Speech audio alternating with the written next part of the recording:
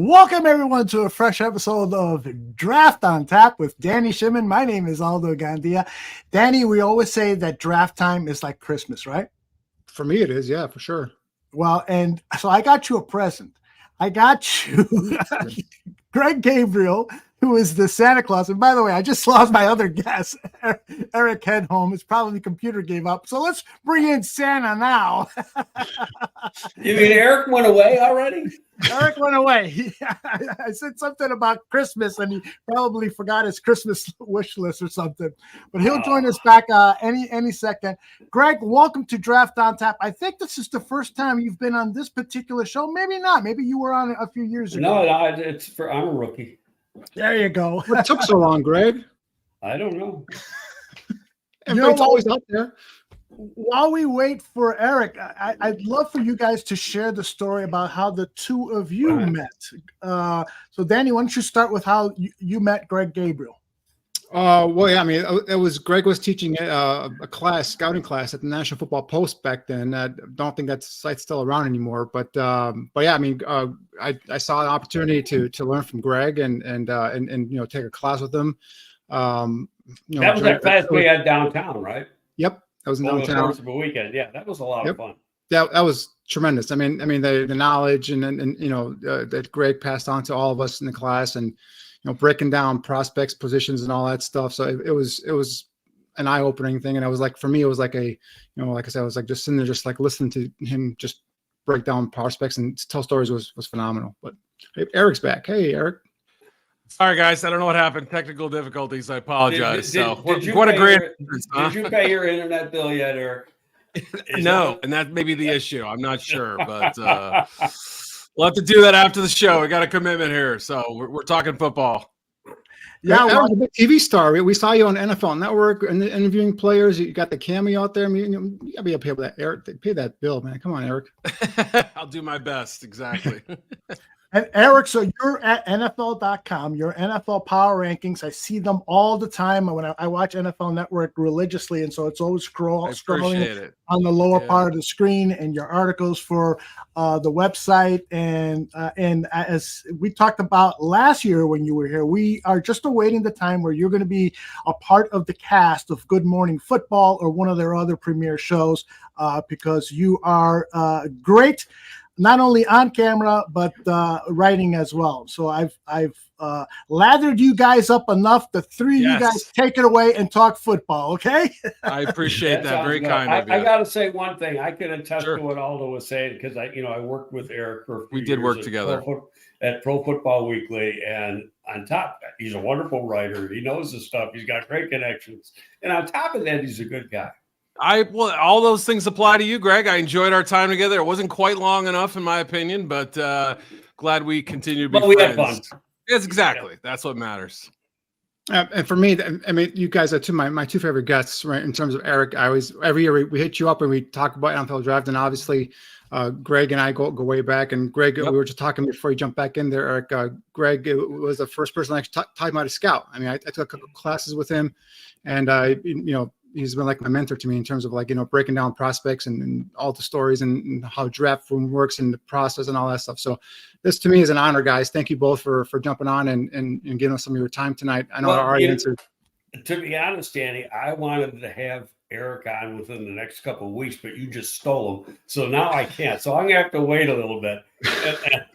We get him every year. If you guys keep buttering me up, I'll come on, I don't know about weekly, but I would come often,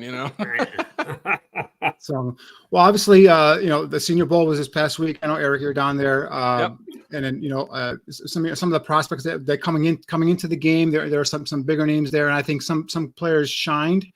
And then some players, I think, maybe might disappoint a little bit, but then there are some players as always. And I think, again, my hats off to Jim Nagy and his staff. They do a phenomenal job of getting these players, prospects from all over the world, all types of conferences, brings them in and just kind of showcases them. And being there firsthand, a couple of the guys that right away said, these guys just hit it out of the park in terms of, getting their stock, their draft stock up and rising there. Who are a couple of guys that kind of stuck off for you there in Mobile?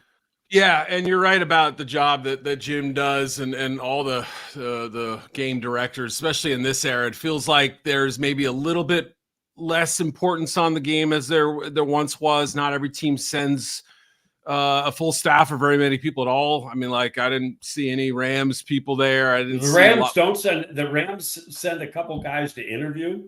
Yep. And then Teddy Monaco lives in Birmingham, so right. Teddy drives down. Yeah, it's a day trip. Yeah, but they don't. Their main scouting department is already, getting ready for the draft and doing stuff in meetings. And I talked to, or I didn't talk. We had a text message conversation just yesterday.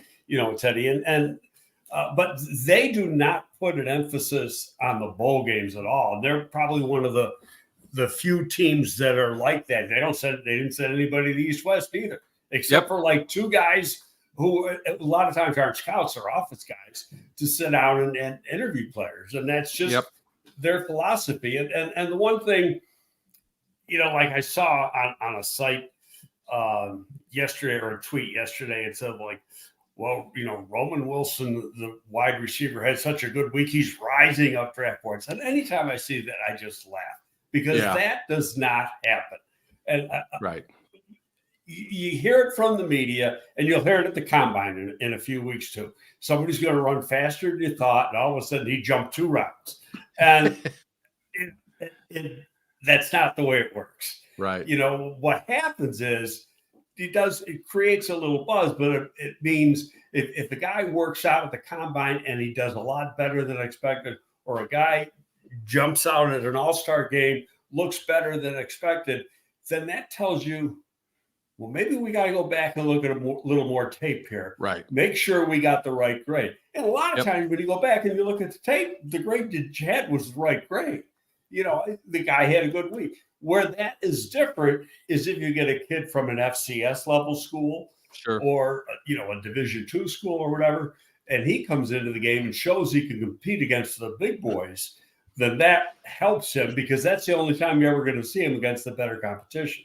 Right. And that's another element that's different now. I mean, we saw some kids down there. There was Dylan Lobby, the running back from UNH, who had a real nice week, met his parents. I grew up in New England, I should say, and not too far from UNH, and had some friends who played sports there. So we had a lot to talk about, but, impressive kid. But if you look at the rosters, most of those FCS kids have used the transfer portal to go to bigger schools. They did that last year, whatever. Right. I mean, you're just seeing fewer and fewer of those small school kids there each year. I know, Kyle Duggar, and we still have those guys who go down there and end up going high. But as the portal becomes more widespread in use, that becomes less,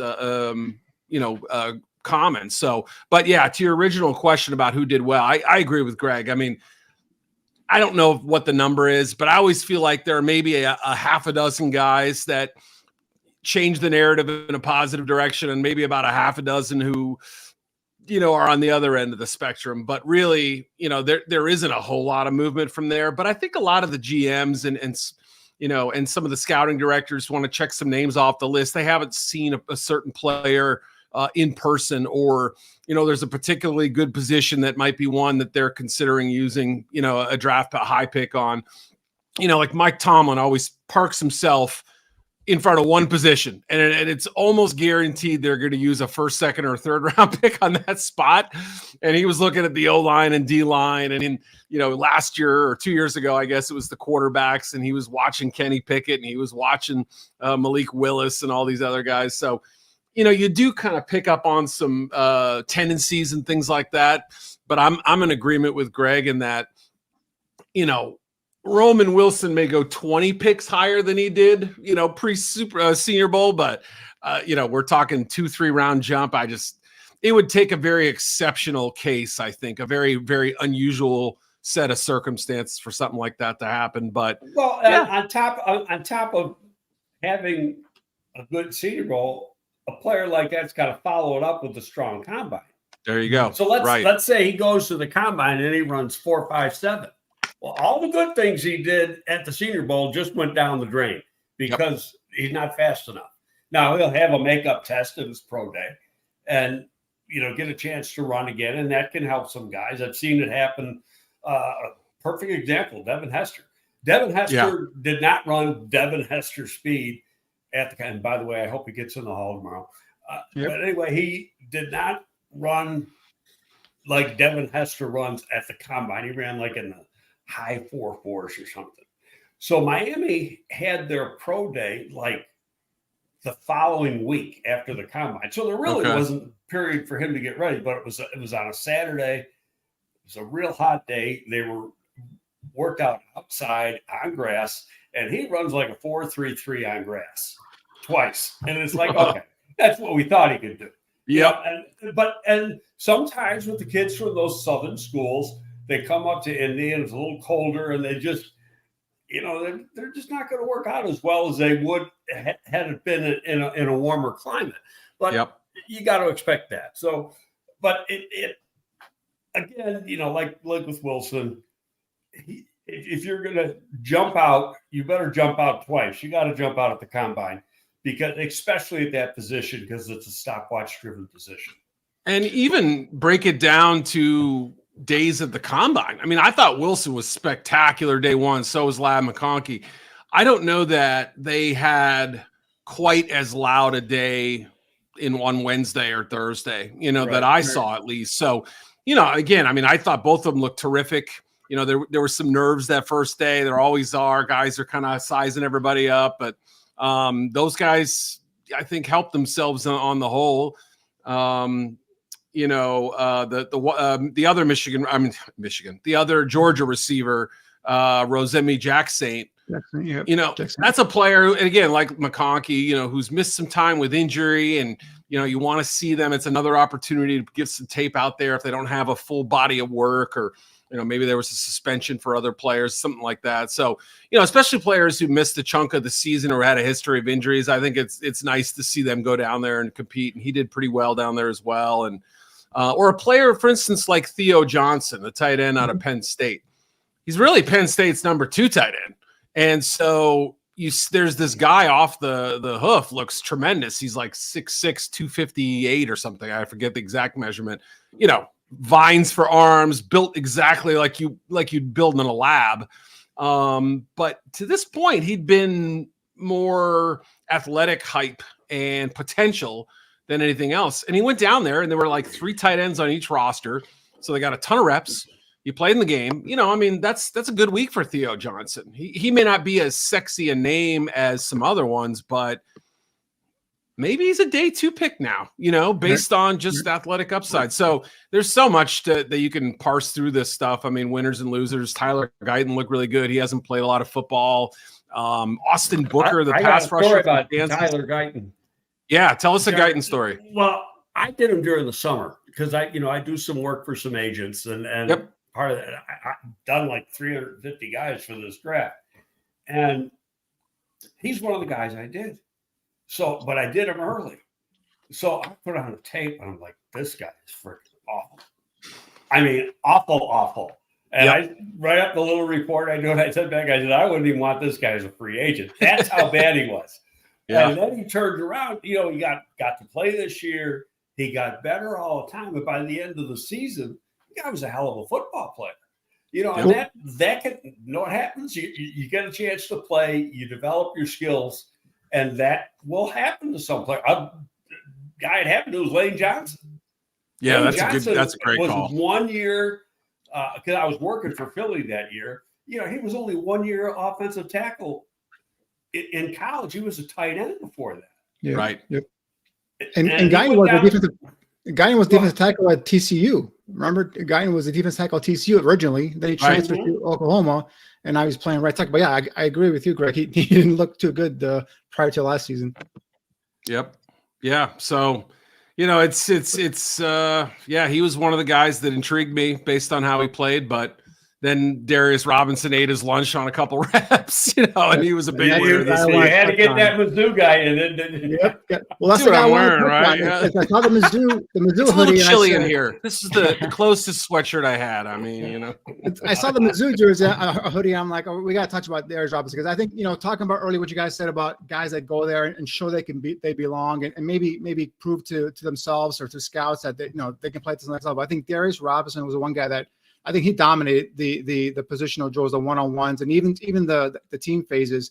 I think he's a guy that could possibly now, he was probably a second round pick. Maybe now he's in the bottom of that half of the first round. I think he helped himself tremendously. And I think Quinyon Mitchell from Toledo, a guy that I think came in there again, another guy that was highly rated coming into the Senior Bowl. But I think he proved that he belonged there as well. So curious, you guys, both Greg and Eric, your thoughts on Quinyon Mitchell and Robinson. I'll give quick thoughts on both guys. On Mitchell, I had talked to a director. I tweeted about him. You can look when it was. I want to say it was maybe like early November. I can't remember exactly when, but I was talking to somebody who was on the road, who have you seen, who you going to see, blah, blah, blah. And his name came up, and I'd only heard it, knew it in passing at that point. And, I knew he was an NFL prospect, but not much more than that. And he's saying, I'm telling you, like late first, early second at that point. And I thought, wow, okay. So he's saying he's a top 50 pick then.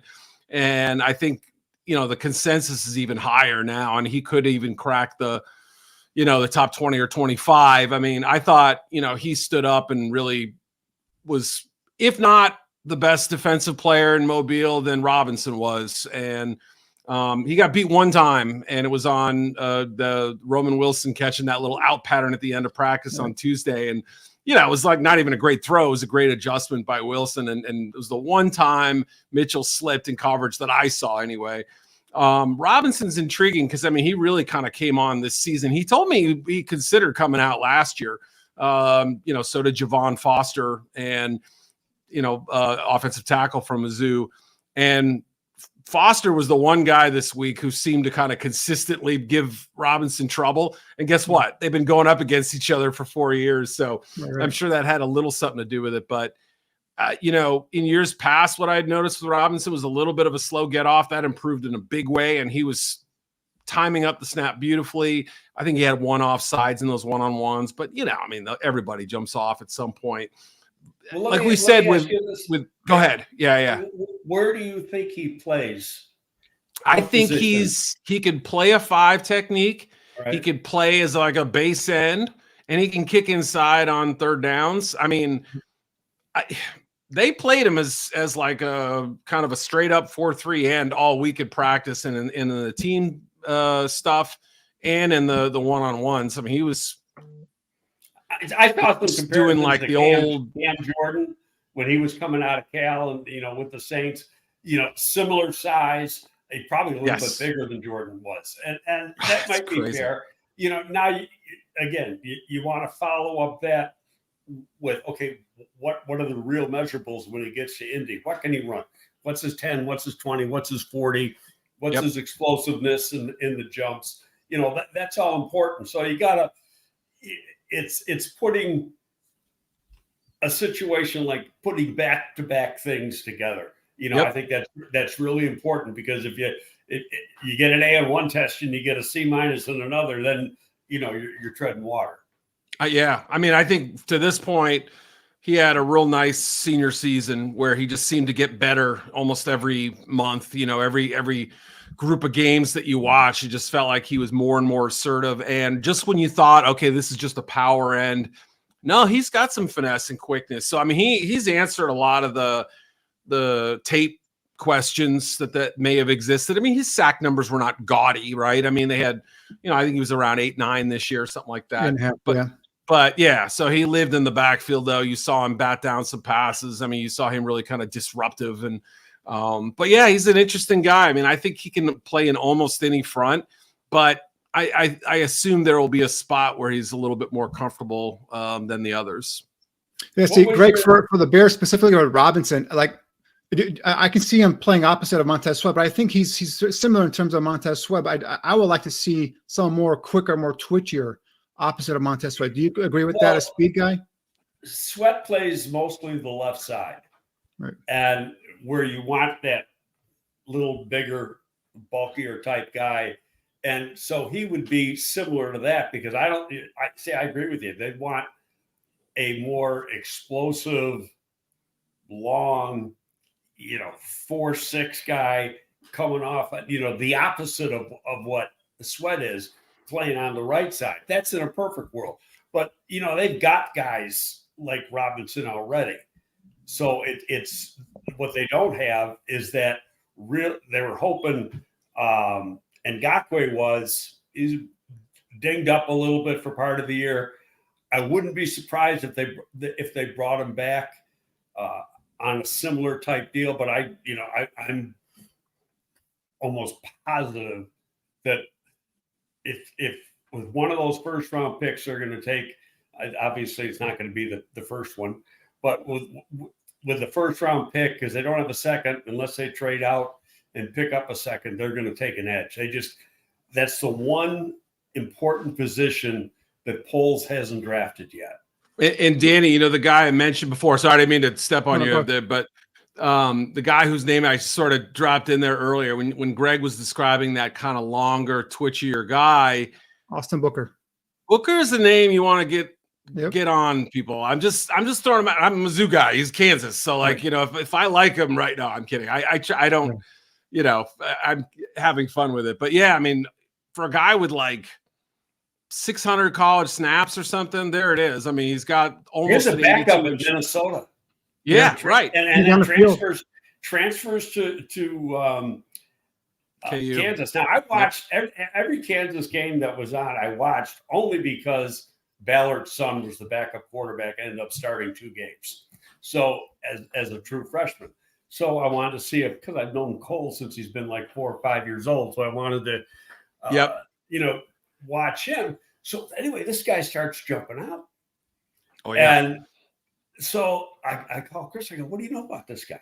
And he goes, Cole said he's pretty good. He goes, but he's going to stay in school. He needs to play. That was the word. I would say this was in November, but things changed because he's got some explosiveness. He does get a little bit tall. Now, on TV, you saw him in person. I haven't seen him in person. On TV, he looks from the knees down. He's got real thin legs. Is that – yeah, and that bothers me a little bit.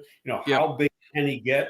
And he does play a little bit tall, but he's got a burst coming off blocks. He uses his hands pretty good. And he's got a great motor. Yeah, and he's got a nice spin move that he showed it versus. I seen him versus Texas, and he showed it in the one-on-ones as well in terms of his ability. But yeah, he's a guy that Greg, I agree with you. He's real thin to be a down in and down out defensive end. But I think he's a guy that can come in and be half the time they play nickel anyway under Eberflus, right? So like 65-70% of the time, he could be a nice situational rusher. And again, developing guy. He's only a redshirt sophomore. I think he's a guy you develop, you train, and he's only going to get better. But yeah, I think his length, his ability to shock with his hands, especially like a couple times he caught Christian Jones, running, walking back into the backfield. So, so I think he's the guy to keep an eye on in terms of that. Now, Greg, you touched on the number 9 pick with the Bears and edge. And I think, my top guy, and I think a guy you like as well is Latu out of UCLA. Obviously, I think this kid, hand-wise, technician-wise, motor-wise, getting at the pass rusher is one of the better edges in this entire class. My big thing and I think no one can actually answer this question up until we get to the combine, but is that medical? Obviously Washington played 2 years, was forced to retire. Now I saw an interview where he said, and Eric, I'm not sure if you talked to him or not, but he said he just got a stinger, and then the doctors at Washington made him retire. Is that? Can you add some more context to that story, or do you have any information on that? Yeah, it's almost like the Jalen Phillips situation a little bit, where there was a point where Phillips considered medically retiring, ended up being a first-round pick, and those questions have been answered. But yeah, I did not talk to Latu this week. I did pitch that as an angle. I was mostly doing practice observations and stuff, but it was something that was of interest to me, and I never got around to talking to him. But that's going to be the first question I think he faces in almost every interview is to talk me through what happened. What were the circumstances? What were the doctors telling you? Where was your head at and all that stuff? And, find out.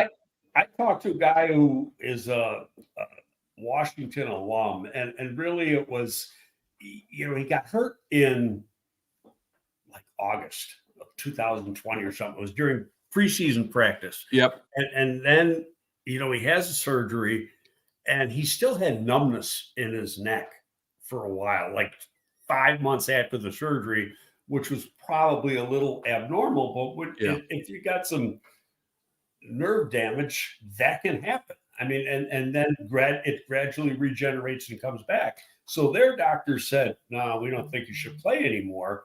And, being it was a neck injury, the kid said, yeah, okay. Well, then he's starting to feel better.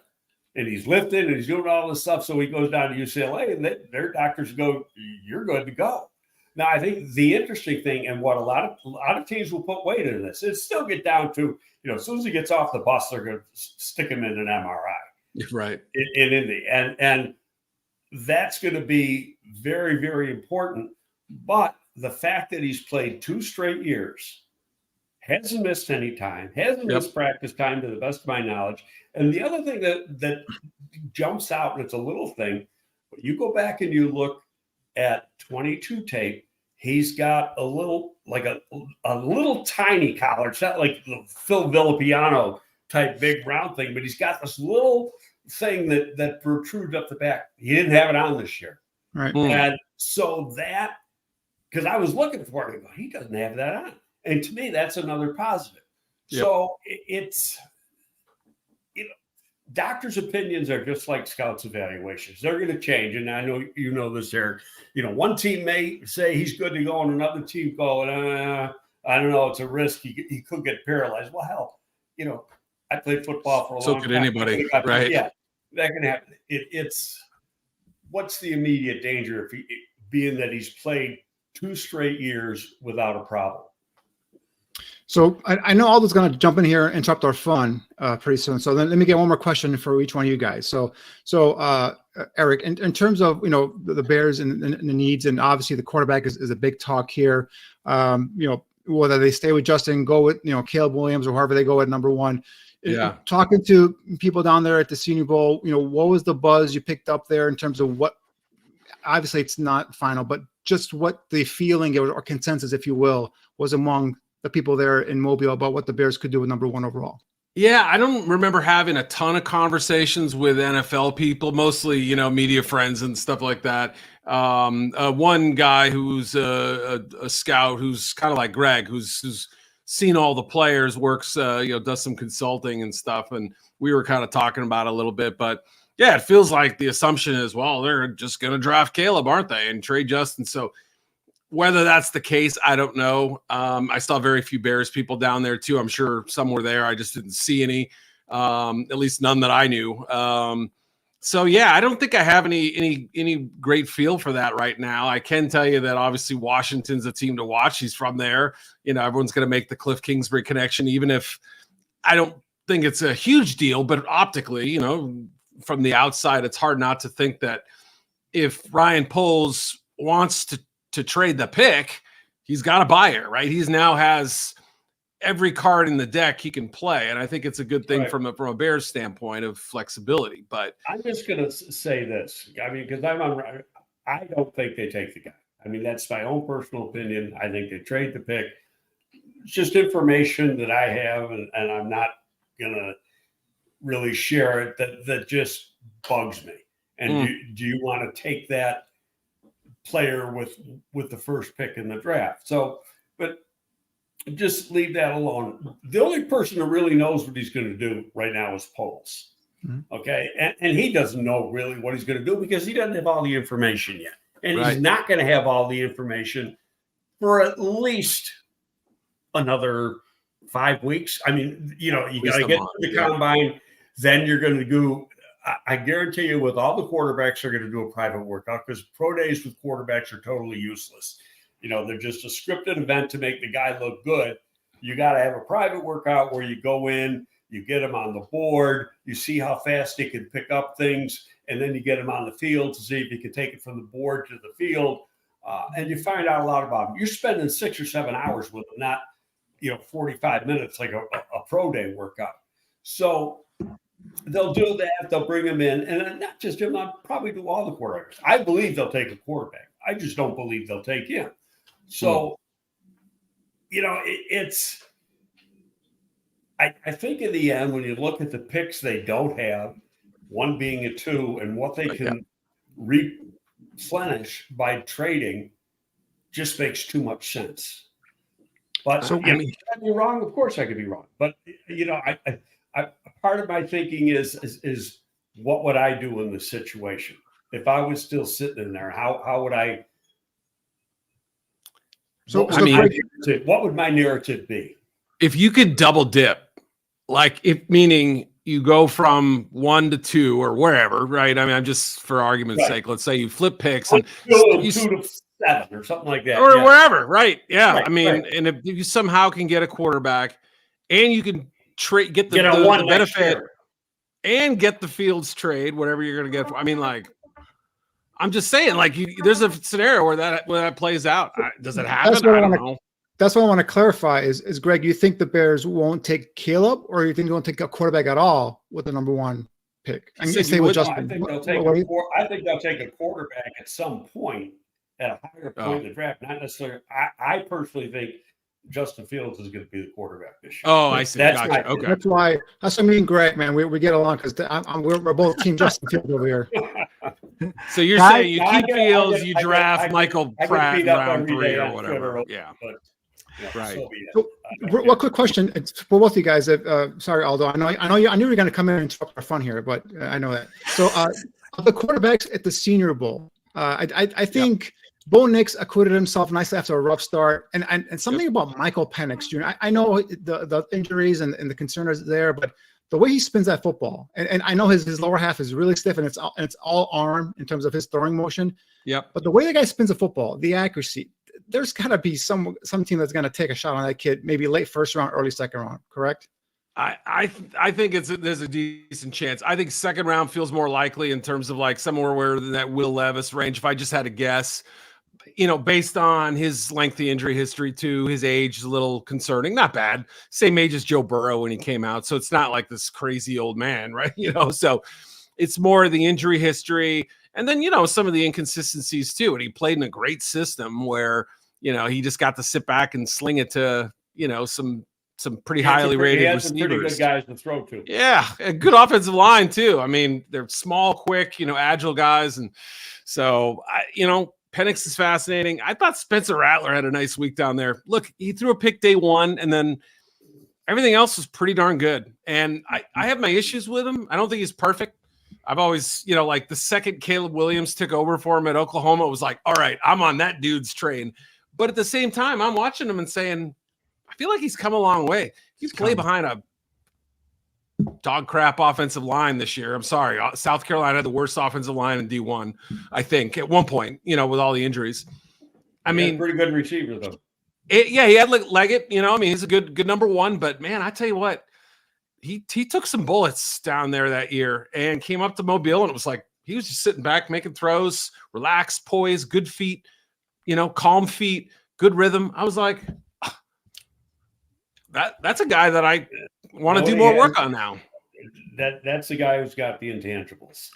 Guys, I've got some great news to report, and I want to thank Cynical Chuck here because I can confirm what he is writing here. Wow, look at that. Sometimes Jason Leisure is saying that Julius Peppers, Devin Hester, and Steve McMichael will be in the Hall of Fame, according to sources telling the Chicago Sun-Times this. First, I got to go to Greg because he's got some, how would you say it, money in the game here with those particular players? What do you think? Well, the money in the game. He drafted one. That's right. Yeah. This will be if it in fact true, I guarantee you, the Hall's pissed off because they don't want this stuff off. I sent Pompey a text on Sunday. I go, did you already vote or is the voting this week? He goes, no, the voting's done. And I knew that they were going to announce that the voting was done a week or so ago, maybe a couple of weeks ago. Oh, wow, yeah. And where they used to do it at the side of the Saturday of the Super Bowl, yeah. Right. But they did it earlier.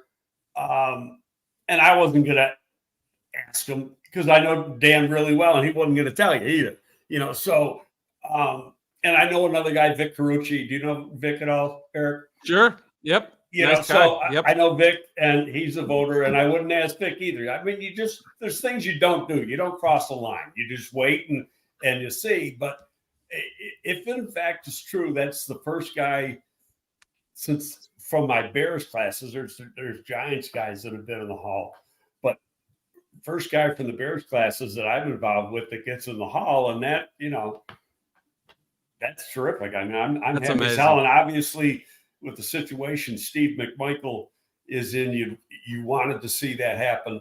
And Julius Peppers, I mean, it's not like baseball where you go in as a certain, as a player from a certain team and you choose a team. Football, you're going in as the player, but I mean, he deserves it. That guy had a great career. One of the better edge players I've been around. The best is Lawrence Taylor, but Julius just, when we had him for a few years, just a terrific player and a good person too. Greg, if I remember correctly, you tell a great story about you and Jerry Angel in the draft when you guys were getting ready to draft Devin Hester. I'm sure you've shared it before on these airways, but for the Draft on Tap audience, could you share that story one more time? Well, I mean, that whole draft was worked around drafting depth. I mean, it was planned, and we had a first round pick, like 28 or something like that. We traded out. You moved down, right? Yeah. Yeah, we moved down because there were some other players that wanted. We ended up taking. Was it Jerry Azuma? No. Danielle, we took and Danielle Manning, and we took those guys in the second round, and we had, we let it be known, 4 or 5 days before the draft that the pick was for sale. We were looking to trade, and that's all you do is you tell them. And I was the guy that called. Like I'd pick up the phone. We went down. We had a line drawn in the sand, say we didn't want to go below a certain area. We ended up doing that, but because Buffalo put together the best package. Indy really wanted the pick, and Pauline was pissed. But I think we had 6 or 7 offers in the minutes leading up to us being on the clock. And it was kind of crazy because Bobby DePaul was taking all the calls. And I had to end up start taking calls, and Jerry's taking calls. And it's like, okay, it was just crazy for that few minutes. We finally decided the Buffalo pick was probably the best one where we could get things accomplished. But then, we didn't want to take, we wanted to get Manning. We didn't want to take Devin with the very first pick, thinking that, he's going to be there for sure. But what happened is in between, Tennessee was on the clock, and Tennessee called him and told him they were going to take him. And wow, I didn't know that. Yeah. And what happened was then Floyd Reese was the GM then. And then they were having a battle in the room, and they ended up taking that fat USC running back. Oh, yeah. White on. Yeah.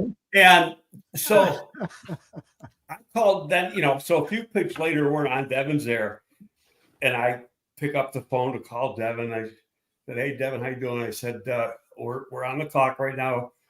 We're about to make you a Chicago Bear. He goes, "For real?" And I go, "Yeah, why wouldn't it be for real?" And he told me the story about Tennessee. Oh, he said, "Well, Tennessee told me they were going to take me, and they never took me." I said, "Devin, this is for real." For real? Yeah, right. Yep. Oh, wow. These are kind of stories in about 3 more minutes, you're going to be a Chicago Bear.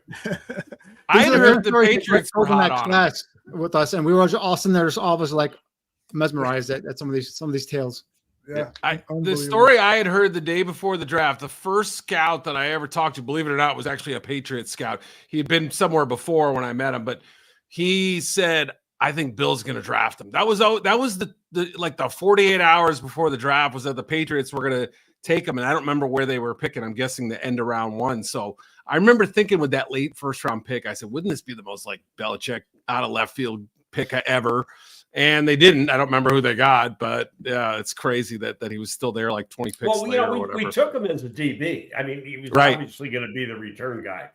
And Lovey went down. The owners' meetings were in Orlando, I think, that year. But there was someplace in Florida that might have been up at the Breakers, but one of the other. So Lovey leaves the owners' meetings for a day, drives down to Miami, works out. They had another corner there. I can't think of his name. Seattle took him at like 30. And so he works out Devin and this kid, spent a lot of time with Devin, really liked him. And we decided we're going to make him a corner. And I've just said this on my show. And he was never going to be better than a fourth corner in his career. But because he was down the depth chart, he played receiver on the scout team every day. And then he found out corners couldn't cover him because he was so damn fast and so quick. And he was getting open all the time. And he didn't know how to run a route. He was just doing what they drew up on the card. And so then they made the decision that year that he's not a corner anymore. He's going over the other side of the ball. Pretty good call. Yeah. Guys, I know that you both had other things to do tonight, but I am so psyched that we get this announcement while both of you are on the show and can share your immediate thoughts on it. It's been great. Eric, we've got you down. All true. Although that's all. Yeah, exactly. We need confirmation, as we know nowadays. But Eric, as you said earlier in the show, we'll see you next week, and then the week after that, and then the week after that, and then the week after that. Oh, wait. That wasn't on tape, was it? Streaming on the internet. I retract everything. No, of course. Yeah. I'd be happy to stop in before the draft. I feel like we only talked about 5 guys. So, yeah, we got to break down a few more, right? And once we get in the thick of silly season, and I can't stand being on social media and everything, I'll come to you guys. That'll be my one exposure to the internet. How about that? Love it. And let's do one more shout out. Schrader, the running back, looked pretty good. Yeah. I mean, he's interesting to me. He's like he's a 4'6" guy, but he runs through contact, and I think he's going to improve as a pass catcher. He's a great kid. I mean, works his tail off. They let him skip practice this year to walk in graduation. How nice, right? Well, then that night he had written out his own practice script. Nobody knew about this, by the way. This was an accidental thing. Somebody happened to see, like, why are the stadium lights on? He was out there doing his workout after he'd walked in graduation. I mean, he's just one of these kids, So, there's video of it, and like no one knew, what was going on. And so finally somebody taped it, like, that's Cody doing practice. He was a godsend for Mizzou this year. Unbelievable. If you can, he's just got great vision, great balance and contact balance. I mean, just blasts through guys, and you don't know how he falls forward every time. It's like Emmitt Smith. Like, you just see him, like he's always falling forward, and it's just an amazing skill to have as a running back. Indeed. So, Eric, we'll see you again before the draft. Greg, can you hold on just a minute? Because I got another couple of questions for you. Okay. I got to walk the dog, fellas. Take it easy. Have a great All right. First of all, Greg, a couple of questions came in that I would love to see if you can address. Vince said, what was it at defensive back that you saw out of Devin Hester where you said, this probably isn't going to work, but we're fine with him just running back kicks? Well, Devin never had a set position when he was at Miami. Mm-hmm. He played running back, he played wide receiver, he played defensive back. And it was the same thing. It's like the coaches couldn't find the right spot for him. The one given was he was the best return man we had all seen in years. And we knew he was going to change field position for us as a return guy. Did we think he was going to turn out the way he did? Hell no. Nobody, you never think that. But, I mean, first game is up in Green Bay, and he takes one to the house up in the very first game against the Packers. So, and then it was like every week after that, he's in the they are who we thought they were game. He has a return there. He might have 2. It's just, it got to the point. I saw a thing the other day. Marinelli was coaching Detroit, and he told the kicker, he goes, that's Lake Michigan over there. You kick it there. And that's the only place. Don't even get it near that guy. Outstanding. That was funny because I was watching NFL Network today, and they were doing a little feature, and I'm forgetting who the player was. Oh, it was a former member of the Chicago Bears, and he was playing special teams, and he shared the story that how they had heard that Dungy all week long was said, we're not going to kick it to Hester. We're not going to kick it at all to Hester. Well, the night before the game, in order to fire up the players, Dungy said, oh, and by the way, we're kicking it to Hester tomorrow. And the players go all wild while they kick it to Hester, and he runs it back for a touchdown. What a great story. The most That's exciting the only good thing about that game. Ever. Yeah. It was all over after that. Yep. I want you to plug what you got going on next week. You've got a very special guest. I'm not sure you're ready to share who that name. No, we'll share it when he confirms the date. It's either going to be Monday or Tuesday. Right. He said he would by the end of the week, and you're good with that, right? Absolutely. Either way, it's going to be at 11 o'clock Monday or Tuesday, and he'll be on for half hour. Yeah. And we'll have a good time. Danny texted me and says, hey, who's Greg's next guest? Because I want to come in and be a part of the show. Who said that? Eric? Danny Shimon. Oh, okay. So, Greg, we'll let you go. And then I just want to tell the audience, you don't want to miss this show next week with Greg Gabriel and his special guest. It's going to be quite the winner, and as are all the shows. So thanks very much, Greg. We'll talk to you later. Okay, thanks, guys. Greg. See you later. Thanks for having me. Later. What a moment. What a moment. I knew you were going to jump in any minute there, Aldo. I mean, you're going to ruin my fun because obviously when you see me having fun, you're like, oh, I'm going to stop this thing up. But yeah, I mean, I was sitting there. I could have sat there for another 2 hours just talking with those two guys. But and it seemed like they wanted to too, you know. They kept right on going. But I know that Eric really does have a dog, so he probably didn't have to walk the dog. But what a moment that we're on the air when the announcement comes. And I want to thank the Rarfly who was in the chat room that revealed the news. And I went ahead and confirmed that Jason Leisure is indeed reporting that Devin Hester, Julius Peppers, and Steve Mongo McMichael will be in the Hall of Fame. And tomorrow at 8 p.m. Central, Dan Aguirre and I, Dan Aguirre, who is basically the historian of the Barroom Network, his knowledge of the Chicago Bears is unparalleled. He and I will be talking about those three players and a lot more football stuff tomorrow. Yeah. Danny, we've got a lot more show left. What I'd like to do is share with the audience Jordan Silveira's report on JJ McCarthy. It's about, I will say 9-10 minutes long. And then when that's done, you and I will talk about Jordan's thoughts on JJ, the quarterback out of Michigan, and then we'll look at some Senior Bowl players that you scouted. Okay? Sounds good. All right, brother. Let's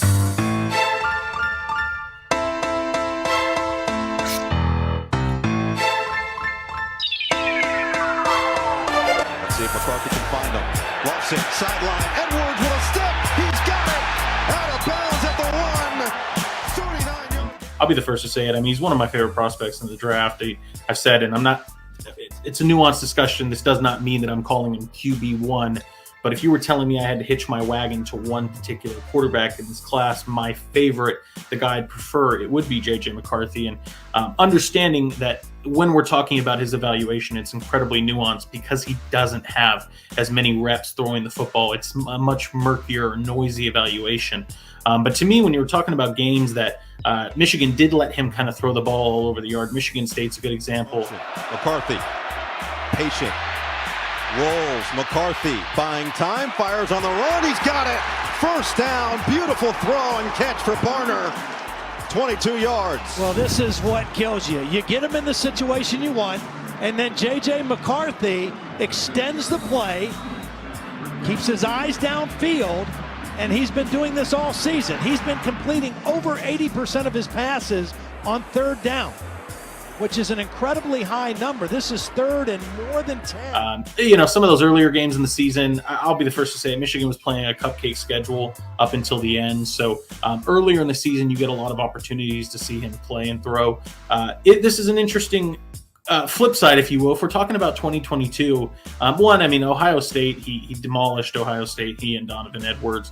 So that's a good tape. But I know this is going to sound like a weird answer, but to me, I'd go back to the TCU game, his semifinal college playoff loss, where he threw 2 pick sixes. And you're going, well, why would you tell somebody to go watch that game? And I saw a kid that kind of went through the emotions from start to finish of how do you deal with some of the hardest times when you're throwing pick sixes and you're concerned about, am I putting my team out of it? To then having the coaching staff ask him to battle back. in ways that he had to utilize his legs. He started, obviously picked himself back up at the arm where he's, darting 57 air yard throws to Roman Wilson, where unfortunately, running back fumbles in the next play. He's got a 40-yard, ball down the middle of the crosser, where he's just one-on-one ripping a dart there as it's going right over the DB's hands. So if we're talking last year, because I know a lot of the people, the reality with JJ McCarthy is people want to talk about, well, he only threw 8 times versus Penn State. And, well, he didn't show up particularly well outside of the Ohio State game, which he had 2 plays, which were phenomenal. But again, we're talking about, you're watching a whole tape of Ohio State this year. And really all you can glean is 2 reps that are really standout. So it does require a lot of time, a lot of nuance, but I think that there are a lot of flashes to JJ McCarthy's game if you know where you're looking. So I see a guy that has the ability and the strength and the wherewithal to navigate the pocket, to escape out of the pocket. I see a guy that runs roughly 4.5, high 4.4, low 4.5 speed, which is always enticing. I think he makes his best plays outside of the pocket. So that's really enticing when you think about the meta of the NFL with so many offenses trying to go to this Shanahan scheme, this wide zone where we're going to boot players out, roll them out on nakeds, waggles, and see if we can either give him kind of an option to, escape out the back door or find and create the play after the play, if you will. So the speed's enticing. I think that you're going to hear a lot of people critique his arm because if we're going to be fair, if you will, I don't think he's shown. Now, I don't even know. I wouldn't say it's not there. I just don't think he's had enough opportunity to show the creativity with his arm. You're looking at Caleb Williams or Drake May, and they have what I would call arm arrogance, and that's not a bad thing. It's the reality of they're, flicking balls from different angles, dropping arm slots. I don't think you saw JJ McCarthy do that as much, but he's got tape where he's threading 55-plus yard throws, which is more than adequate. I wouldn't tell you it's an elite arm, but I think it's a great arm. As far as accuracy, he's got an incredible completion percentage, and I don't want to reference too many stats, but the reality is every time, and this is kind of now we're slowly starting to morph into that mental makeup. For a guy that didn't get a lot of opportunities, every time he had his bell called, he answered consistently. This is a guy that had an enormous amount of third down conversions when they did rely on him. When all of a sudden, we can't feed it to Blake Corum because everybody knows what we're trying to do. They would weaponize his legs to use read option and get out the back door, and he would convert that way. And that's that speed that I'm talking about. And when we're talking about that mental makeup, this is a guy too that, as much as I love Drake May and Caleb Williams and Michael Penix and all those other quarterbacks, the one thing that this guy has that they don't is pro-style offense experience. This is a quarterback that had to set the protection, that had to ID defenses, that had to operate a under center game, handing off to the running back. All of that also includes the unselfishness of JJ McCarthy. When, the reality is you're playing Penn State, it's the first big game of the season after a cupcake schedule, and understanding that the best way to win is I'm going to hand this ball off. And after every touchdown, after every big play, he's crowning his teammates and they're loving on him. And he's the first guy jumping around and excited to go in and beat Penn State in their house.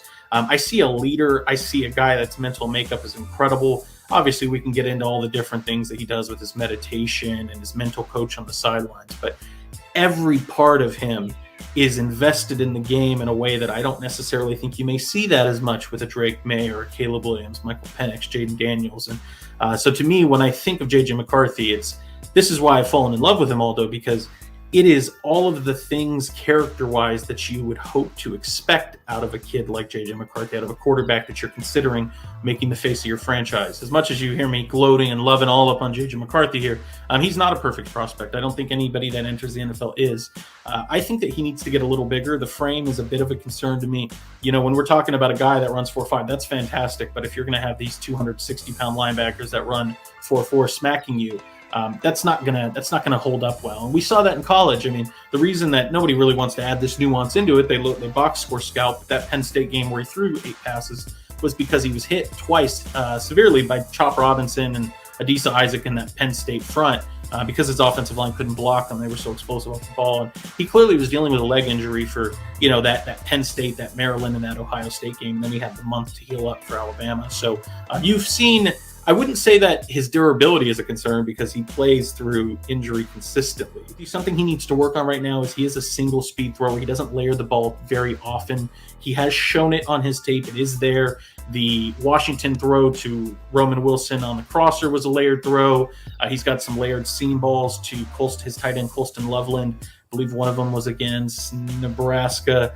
There was one in Michigan State that was dropped. So there's layered balls there. He is more of a single speed thrower. He's going to need to develop that, especially as windows get tighter. Defensive backs, secondaries are smarter, quicker to break on balls. And he has a tendency, we talk about arm arrogance. His arm arrogance comes in the form that I trust my arm to be able to, I have so much gas on my arm that I can just throw it and whiz it through, grip it and rip it anywhere I need to on the field, which leads to the next kind of concern with him is he, as much as, and I think this is more of a lack of reps, I think this is more of a lack of opportunity to see more complex defenses. He has and it is a nasty habit, and this would absolutely concern me, is he does have an issue with seeing second level defenders getting into the throwing lane. And this is, the D Winners interception versus TCU, the Bowling Green end zone interception. To the end zone, that's intercepted. The Maryland goal line interception. He's got quite a few where, and there's plenty too, where the DBs and the linebackers aren't catching it. But he's got an issue where he will, I wouldn't say it necessarily always comes from locking on routes, but he sees something that he likes, thinks he can throw it. And it's almost, call it laser focused vision, if you will, where I see the DB, I see the receiver. I know I have the arm to get it there. I'm just going to throw it. And it comes from almost a siloed view where you're not seeing a linebacker or a nickel or a safety that can come and undercut that ball. So that gets him in trouble. It has gotten him in trouble. It's, the thing was, and this is the nuance about talking about JJ McCarthy, is as much as you're hearing, these trouble areas, I think he threw 4 interceptions all year. He takes care of the ball exceptionally well. That's, he's got a bit of a fumbling issue. Again, we taking care of the ball, but he does run with the ball a little loose, and it's gotten him some trouble. And sometimes, really, the best part of JJ McCarthy is he is a ball of clay right now.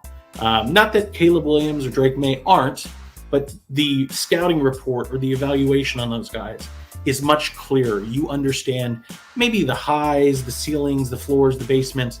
JJ McCarthy is largely a gem in the dirt, if you will.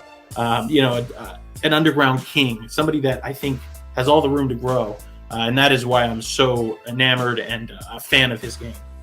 Bears fans, I think that JJ McCarthy would be a great option, but admittedly, I don't see that happening. I think that there's a better chance that it's a Caleb Williams or Drake May.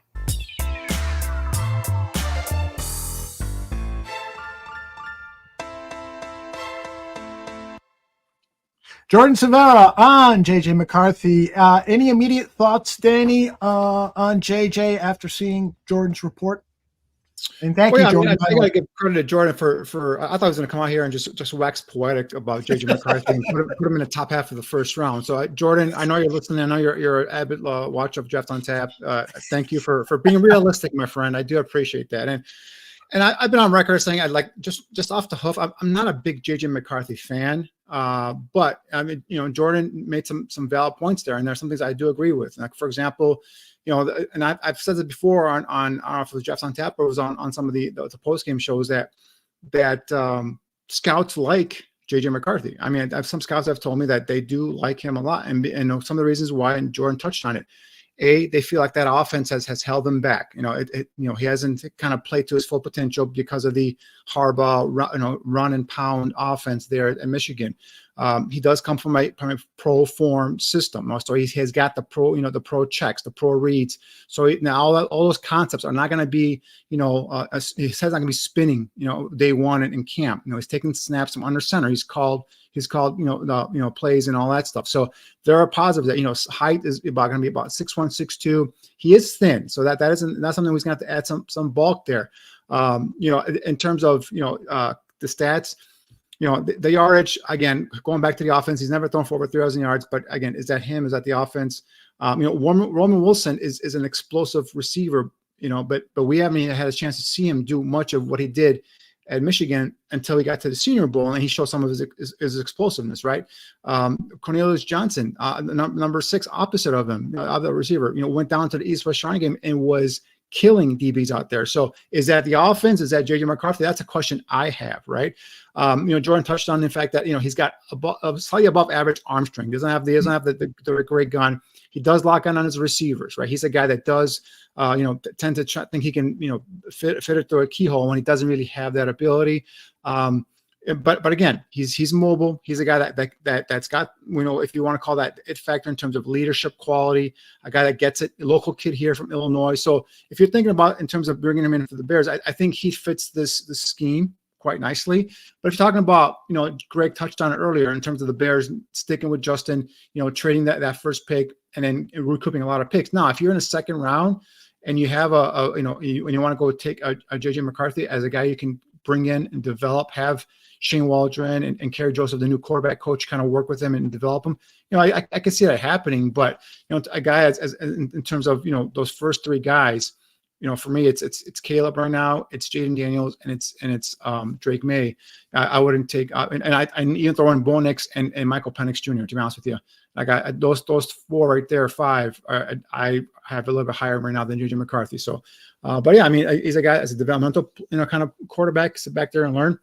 He's got the athletic ability. He comes from a pro style system, and he's got some decent size to him. Got to add some weight, but yeah, I mean, I think he's a guy that's got a potential to stick on a roster and develop, but not as a day one starter.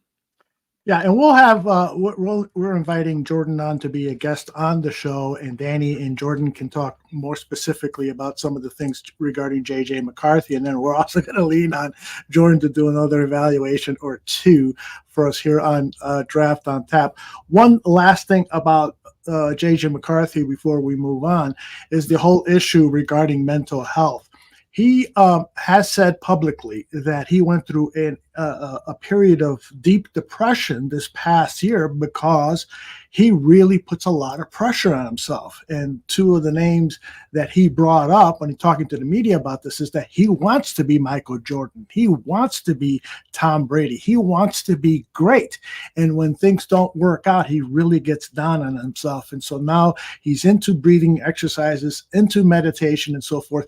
And so I think that's a real positive when someone has, a mental health pressure situation because they're putting pressure on themselves. It's not good, of course, but it's better than, because you were raped as a child or something. I apologize for the extreme example, but he's addressing it. He's talking openly about it to maybe help others about it. So it seems like a very healthy approach to his mental health issue.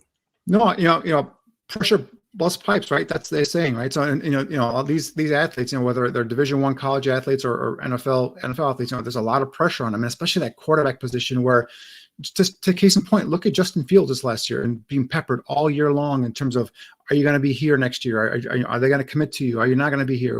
So on and so forth. And then on top of that, the mistakes he makes in the games and all that stuff. So it's a lot of pressure. And to me, that's not a negative in terms of, JJ McCarthy and his mental health coach and all that stuff. I mean, a lot of these teams have coaches, mental health coaches now on staff, to help players with some of the outside pressure, some of that noise, if you will. So that's not a negative for me. Like that didn't even come through my, my thought process in terms of, what's going on with this kid and how I value him. I value him on his athletic ability and his play on the field and how he projects at the next level as an NFL starting quarterback.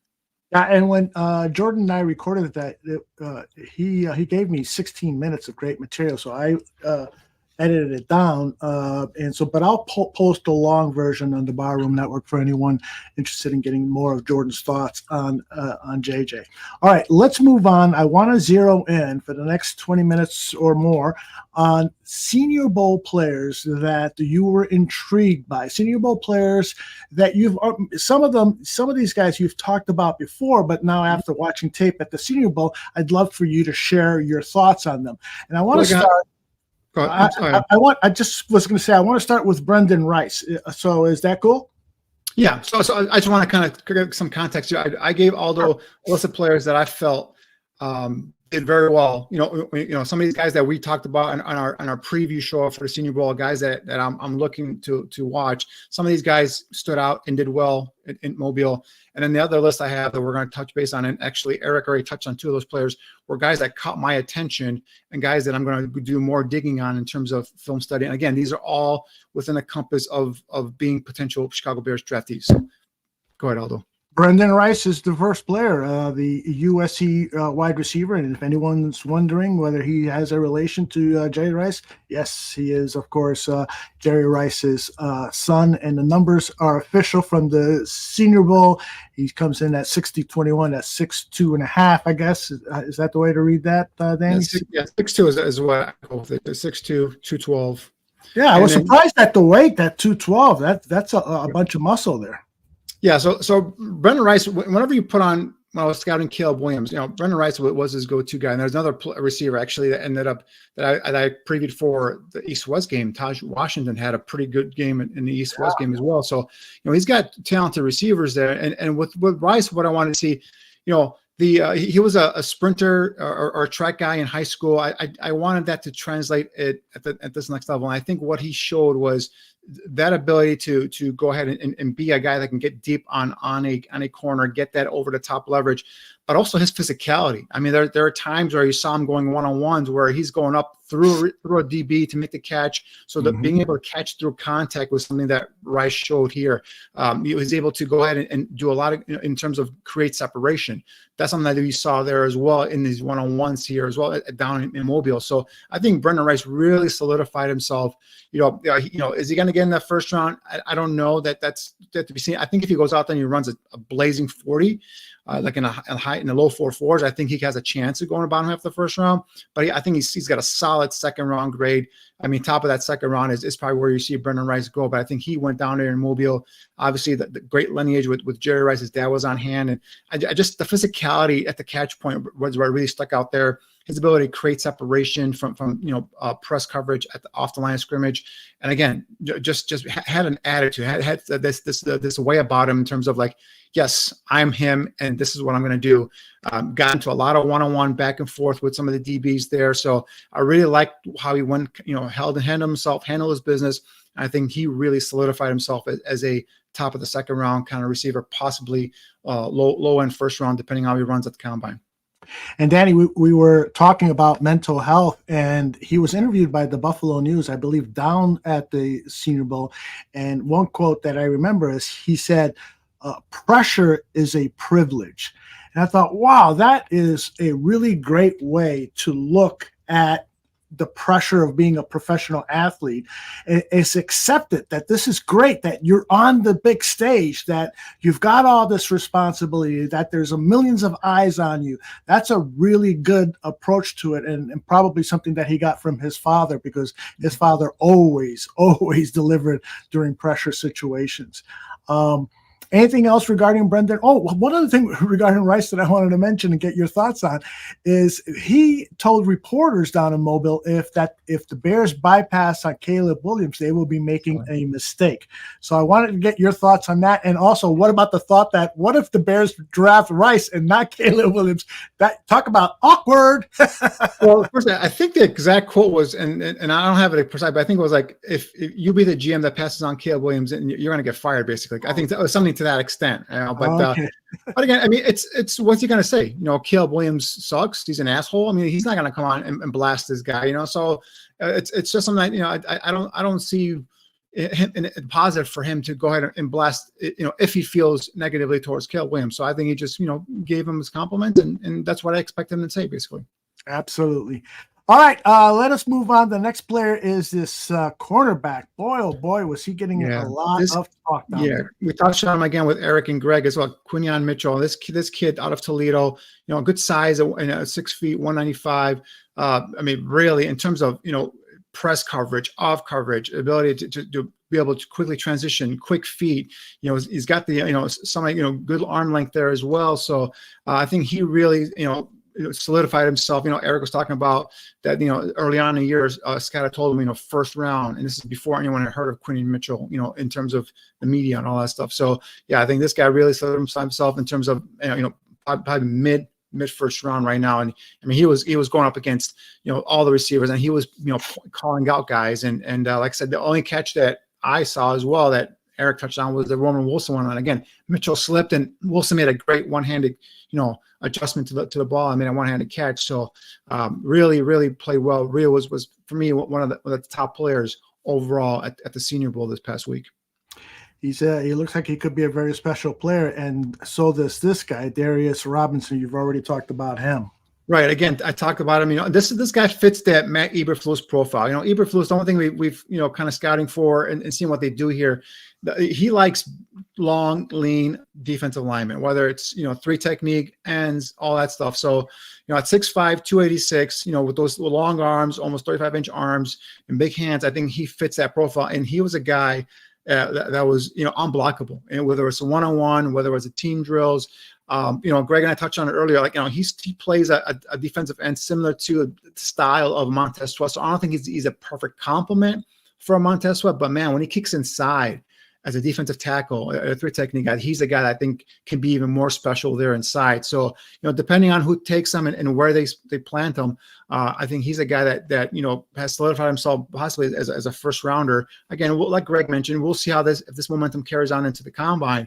But I think he's a guy that could potentially go in that first round now. And again, position versatility. He could play some defensive end for you. He can play some inside defensive tackle for you. And as Eric, I mentioned, he could probably play a 5 technique if you have an odd man front. So this kid really did well there in Mobile. He was a talk of those practices the first all 3 days. And another guy who has actually been falling on some draft boards. I don't know why in some of the publications I read and so forth, but Latu is not falling on my board. Take it away, Danny. Yeah, the only thing that knocks, and again, the official measurements are going to be at the combine. Those are the ones that the teams go by, and obviously the ones that they do themselves at the pro day. The 32 and 4/8 arm length really took me by surprise. Now I didn't expect them to have 35-inch arms, but the sub 33-inch arms really kind of took me off, and I think some teams saw that as not ideal length. But in terms of his ability to get after the quarterback as a pass rusher, be disruptive off the edges. This kid plays with a high motor, high energy. His hand use. He's a technician. Like I said on last show, I think he's the last defensive lineman I saw as skilled with their hand usage from a defensive end position was Joey Bosa. And I think this guy has that type of ability. He can use his hands. He can slither in between blockers. He can get around the edge. The sub length is something that's going to hurt him. And obviously the bigger question about him is his medicals, right? We touched on it earlier when talking with Greg and talking with Eric. 2 years at Washington, he had some pain in his neck, a stinger from what I was told. And next 5 doctors wouldn't allow him to play, and they told him to retire. So he retired for a year and ended up transferring over to UCLA, and he's played the last two seasons injury free. So knock on wood, everything comes out clean. He, to me, heading into the draft is my top edge guy. Again, based I don't know what the medicals are going to come out, but assuming it's a clean bill of health, he's a guy that's proven to be able to get to the quarterback. Now, run defense, I understand that's not his strong suit. He gives you an effort there. But what I'm looking for someone opposite of Montez Sweat that can get after the quarterback, quick twitch guy that can provide consistent pressure. And like I said earlier, these guys, Eberflus plays about 65 to 70% of the time in their nickel base anyway. So I would think a kid like Latu opposite of Montez Sweat, kicked inside with a developing interior defensive line with the young guys from last year, and maybe a free agent addition here and there. We'll see what happens, but I think that kind of fortifies the defensive front and gives pressure onto the quarterback. And then Coleman is our next contestant, offensive lineman who is a little over 6'4". Your thoughts? Yeah, Brendan Coleman really stood out for me, both again teams and a one-on-one. 6'4", 316, but he's got those 34+ inch arm. I think he's a guy that gives you a position versatility. He can play some left tackle. He can play some left guard. Athletic guy. You see him when they're asking him to go out and pull and on traps and all that stuff. He's a guy that can get out there and get in front and lead. And again, a guy that has got the athletic ability, the feet to be able to go ahead and stay in front of defensive ends. I think this guy is someone that you can bring in here and give you some of that position versatility. He's probably in that second round range, I'm thinking right now. But again, a guy that can play left guard for you or play left tackle. So I think he really did well down in Mobile. Okay, and then let's go straight ahead to Austin Booker. You and Eric talked about him, and when a Missouri alum like Eric Edholm has something good to say about a Kansas player, it's good news. Yeah, the only thing is redshirt sophomore. So, a lot where scouts were surprised he came out. Played for 2 years at Minnesota, barely saw the football field. This first season transferred to Kansas, and I believe had 8.5 or 9 sacks this year. You saw the measurements at 6'4", 34-inch arms, the length that we talked about in terms of off the edge. 240 is a little light in the pants there, so you're gonna have to add him up and get some bulk. But we got a frame that could take on some more weight. So you say you get him up to 250, 255. I think he doesn't lose much of that athletic ability. He plays with a high energy, high motor. Still developing in terms of his toolbox as a pass rusher, but you see some ability to be able to swim, rip, swipe through arms of the offensive lineman, get them off there. And these are all things we saw in the drills, as well as the team opportunity there. Has a nice spin move where that's a nice counter where he gets the outside jab step and then spins to the inside of the offensive lineman. So intriguing. Some might call him a one-year wonder. Really hasn't done much in terms of proving it throughout a couple of seasons, but he's a guy, again, not sure where he's going to land. I think first round might be too rich for me, but again, you're talking about second, third round range. I think this is a guy that's a guy that developmental type, right? He's got the length. And I talked about earlier when I was talking with him about with Greg and Eric, and his hands. I mean, heavy hands. When he jolts and he plants them in the chest of a offensive lineman, he jolts them and he rocks them back. And Christian Jones, who is a left tackle for Texas, 300 plus pounds, and a couple of times he went one-on-one. He just jolted him and walked him back into the quarterback's lap. Just converting that speed into power and getting the offensive lineman on his heels. So really, really intriguing. We'll see how we test out the combine, but I think right now he's gone down at the mobile at Senior Bowl, I should say. Went from possibly a day 3 guy to now a guy that's entrenched himself in day 2 somewhere. Right. The next guy is a guy that I noticed in early October. Florida was playing Southern Carolina, and this guy caught 10 passes for about 166 yards and a touchdown. So maybe we need to keep an eye on this guy. Ricky Pearsall caught your eye too, huh? Yeah. I mean, and then one thing was, you put on his tape at Florida. Obviously, that I believe it was LSU. They had this crazy one-handed catch in traffic. So you knew the kid had guts. The guy that catches through contact, it's not a problem. But what he did down at Mobile was his ability to create separation. He's got some twitch to him, right? He's got good size of 6 foot, 193. Got a little bit bigger there. I like to see him a little bit 200 pounds there, because he's going to be my X receiver if the Bears draft him, right? He's a guy that's going to play opposite of DJ Moore. But he's also a guy that could play some Z. He can also line up in the slot. And I think, his ability is to make plays down the football field. Now, doesn't run a clean route tree. That's got to be coached up, right? That's something he needs to work on. But again, just the ability he's got a gear when he's hip to hip with a defensive back. He's got the ability, the ball's coming his way, to put in that extra gear, get it over the top leverage. And he's a guy that can go up and make plays in traffic, like I said, and contested catches.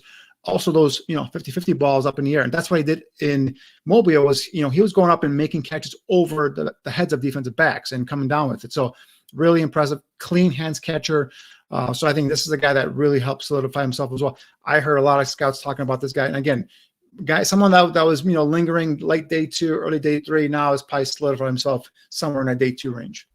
Very good. And the next guy is, I'm sure, somebody that Jordan knows a lot about, and that's Roman Wilson, the wide receiver out of Michigan.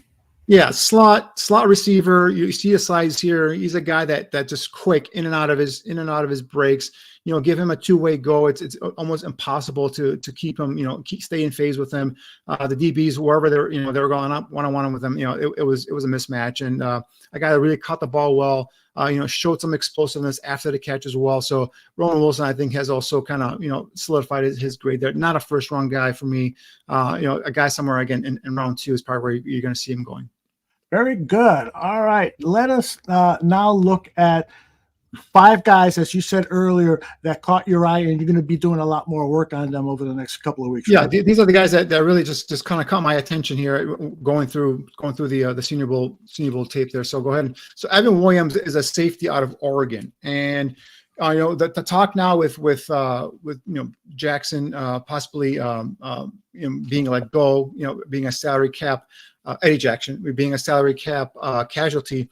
I'm starting looking at safeties, because I honestly, going into the process, I was kind of like not looking at the secondary, or I was going to leave them for kind of later on in the process. But with that news coming out, maybe that happening, all of a sudden now safeties could come up to a position of need here for the Bears. And Evan Williams, man, this is a kid, former high school receiver, played the first 4 seasons at Fresno State.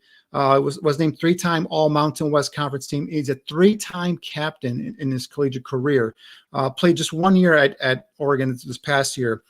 Solid size, loose hips. The guy's quick to transition in terms of coming backpedal, coming forward. Loose hips, easy to be able to flip them and change directions in space. Will strike receivers and wrap up. So this is a guy, anything caught in front of him, he drives on it, hits them hard, and wraps them up. Comfortable in coverage, whether he's playing single high or in a 2-man, a cover 2 kind of scheme. Can cover tight ends or receivers out of the slot. So it gives you some coverage ability as well there. And again, comfortable around the line of scrimmage. This is a kid that had 4.5 sacks last year, 5 tackles for loss. And how I started noticing him at the Senior Bowl was on the team drills, and he's always in there, getting his nose in there, on run plays and going after the running back and making plays. And then all of a sudden you see someone, on those one-on-one opportunities with the running backs and tight ends, coverage wise, his feet, his hips, his fluidity and coverage. So again, this is a guy that if you're looking at a possible guy to come in here and could be a future free safety for you, Evan Williams, safety from Oregon, is the guy to keep an eye on. Excellent. The next guy on your list is Dwayne Carter, the defensive tackle out of Duke. Yeah, I touched on him last week a little bit. And again, another guy that just kind of just popped on tape, whether it's the one-on-ones or whether it's the team drills, comes from a football family, terrific person on and off the field, a 3-time captain at Duke. First time in school history, one player was voted captain three times. A 3-year starter, led the ACC in 2021 with 4 forced fumbles, has 7 forced fumbles throughout his career. Again, solid size at 6'2", 308, 33-inch arms. Not the length that Eberflus likes, but again, we're talking about a possible future replacement for an Andrew Billings, veteran there, a guy that can come in here, lateral agility, he's got, ability, the guy can carry his weight well, moves well for a big man. If he sustains his leverage, which keeps his low pads low, he's the guy that can, maintain his ground and take on blockers and allow the linebackers behind him to go in and eat. Plays with high energy, an active defender. Can be a presence. Again, maintaining his leverage, he can pierce himself into the backfield and be a guy that could stop the run. 2 years ago he had 11 tackles for loss. For his career, he's got 24.5 tackles for loss. So this is a guy that can get into the backfield on run downs and be a presence.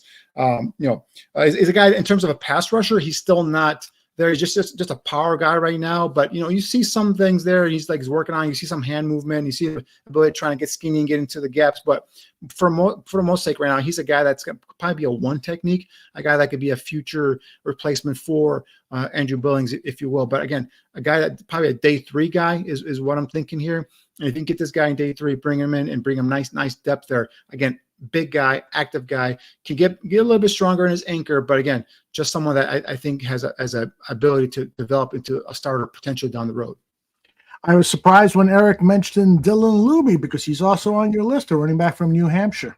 Yeah, this is a kid. I mean, you're talking about you want fast guys, right? Although you want a guy that can come on and make some plays. And this is a 6th-year senior, so he's been in college football since 2018. But he's a guy that at 5'9", 210. He's a guy that's got the speed to bounce it to the outside, but he also has some of that toughness to get in between the tackles and make some tough runs there.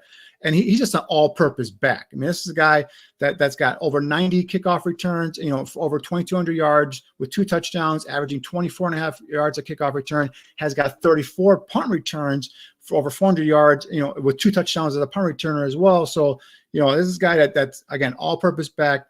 Speed to burst, can run it to the outside, but enough muscle and courage to run it in between tackles, natural hands catcher, and that special teams value. So again, day 3 guy, that guy can come in. To my knowledge, right now, Bayless Jones has been a total bust in terms of a kickoff returner and a punt returner. So, you get a guy like this, day 3, give you some added bonus there on special teams, and also be a guy that maybe you could utilize out of the backfield as a pass catcher.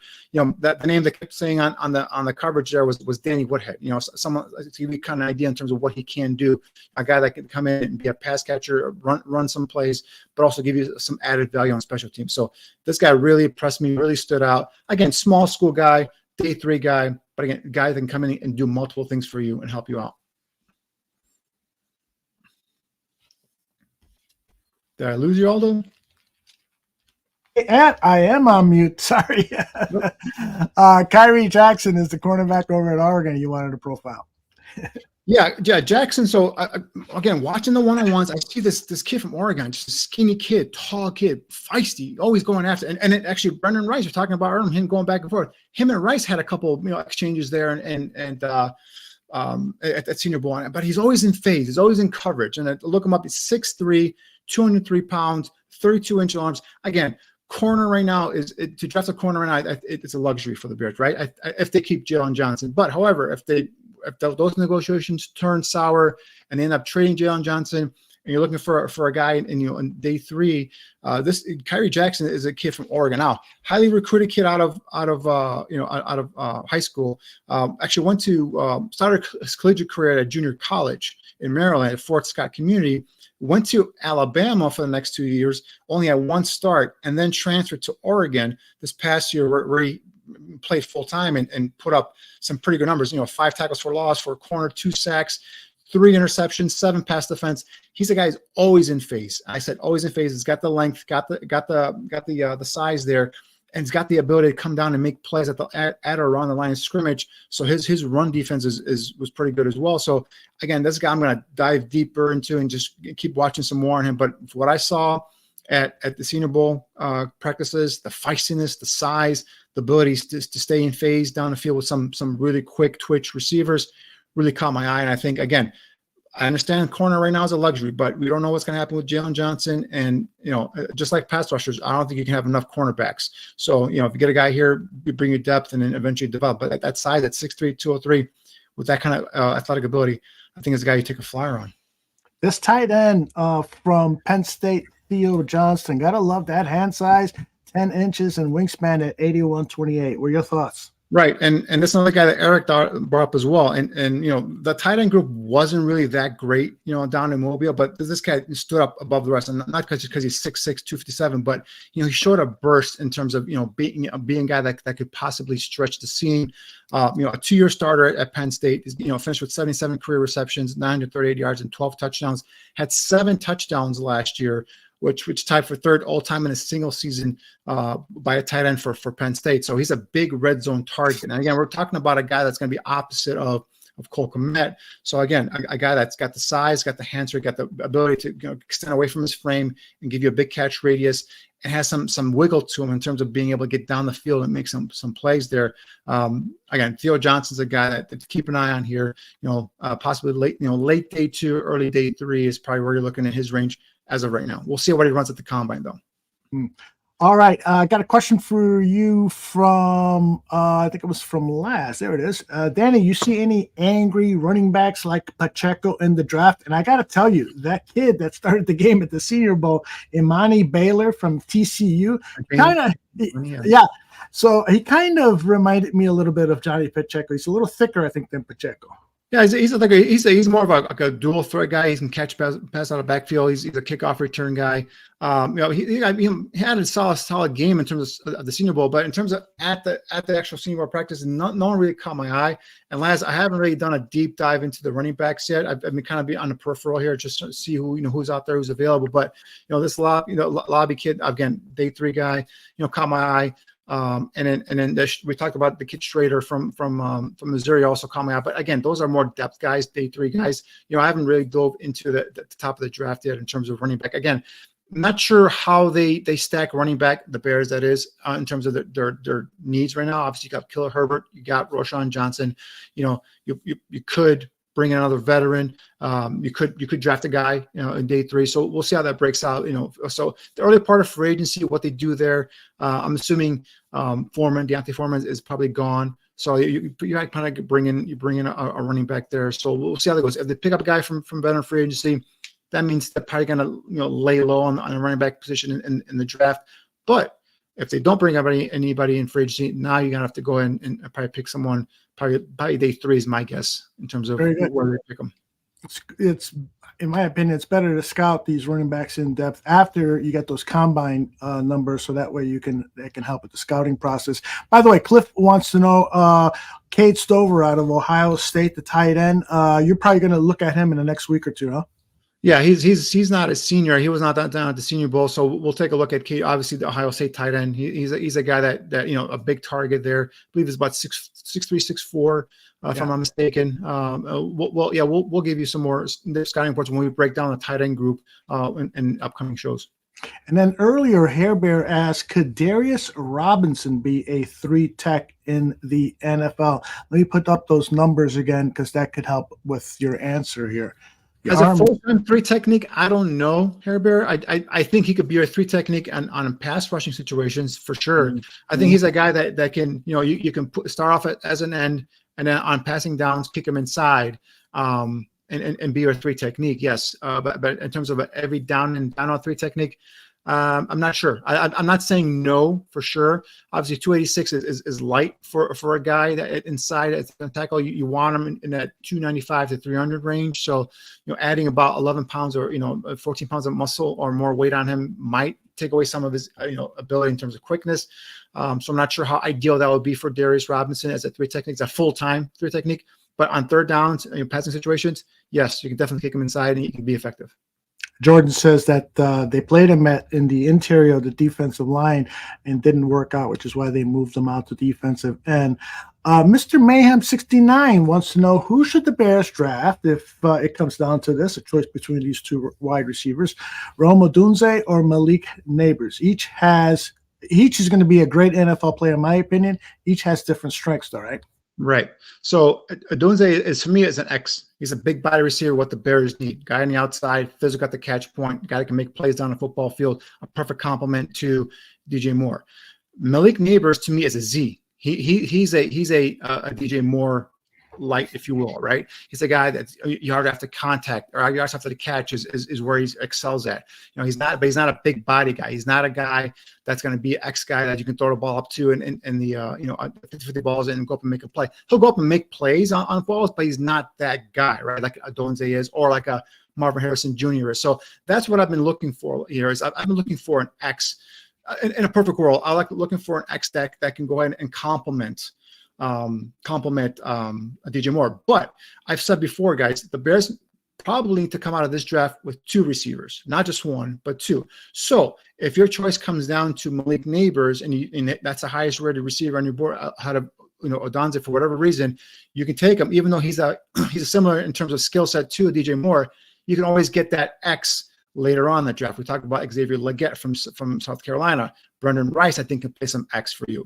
There's other receivers we can find that could play X for you as well. But again, right now, the only 2 receivers, and correct me if I'm wrong, that are, at least in my opinion, on this team next year are DJ Moore and the Tyler Scott, the second year player from 4th round pick. So you need at least 4 to 4 to 5 possibly receivers. And Velus Jones to me is done. I don't want St. Brown's a free agent. I don't see him coming back. Again, we'll see what Shane Waldron wants in terms of his receivers, but I know he's going to want an X. He had DK Metcalf out there in Seattle. He's going to want to get a guy out there that's going to be an X. So at least 2 receivers are coming from the draft, possibly a couple from free agency. So we'll see how that shakes out. But if you do go Malik Neighbors in the first round, you got to come back later on in the draft and get yourself an X. Mm-hmm. Okay, I think we've got one more question here.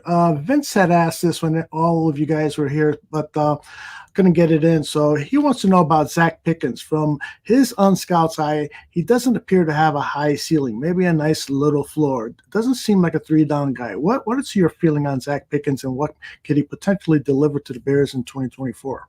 I think the hiring of Eric Washington is going to do wonders for Zach Pickens. I think he's a guy, unlike Dexter, who was in the 2nd round. Pickens for me was a guy that I liked a little bit better because he gives you a little bit more pass rush ability. He's a guy that can play some 3 technique for you and be a guy that penetrates and disrupts the backfield. And I think early on, it looked like Pickens was having a little more of a better effect than Dexter was. And then obviously things reversed. Dexter got a little bit better. So Eric Washington being hired here as a defensive coordinator, obviously his forte is defensive line, working with those guys, back when the Bears were here, when Lovie was here, I should say, going to Carolina, and even the Bills. I mean, if you notice that the Bills defensive line really, really got after the quarterback, really made a difference up front. So I think, from guys like AJ Epinesa, and Oliver had a great year this year, and not all because of Eric Washington, but I think his coaching and his development is something that I'm looking forward to seeing hit that effect on the young guys, Dexter and Zach Pickens. But I wouldn't give up Zach Pickens yet. Okay. He's a guy that showed some flashes, but he's got to get consistent. Right. And I think, but he guy gives you a little bit more pass rush, in my opinion, than Dexter. So we'll see how he develops this second season. Very good.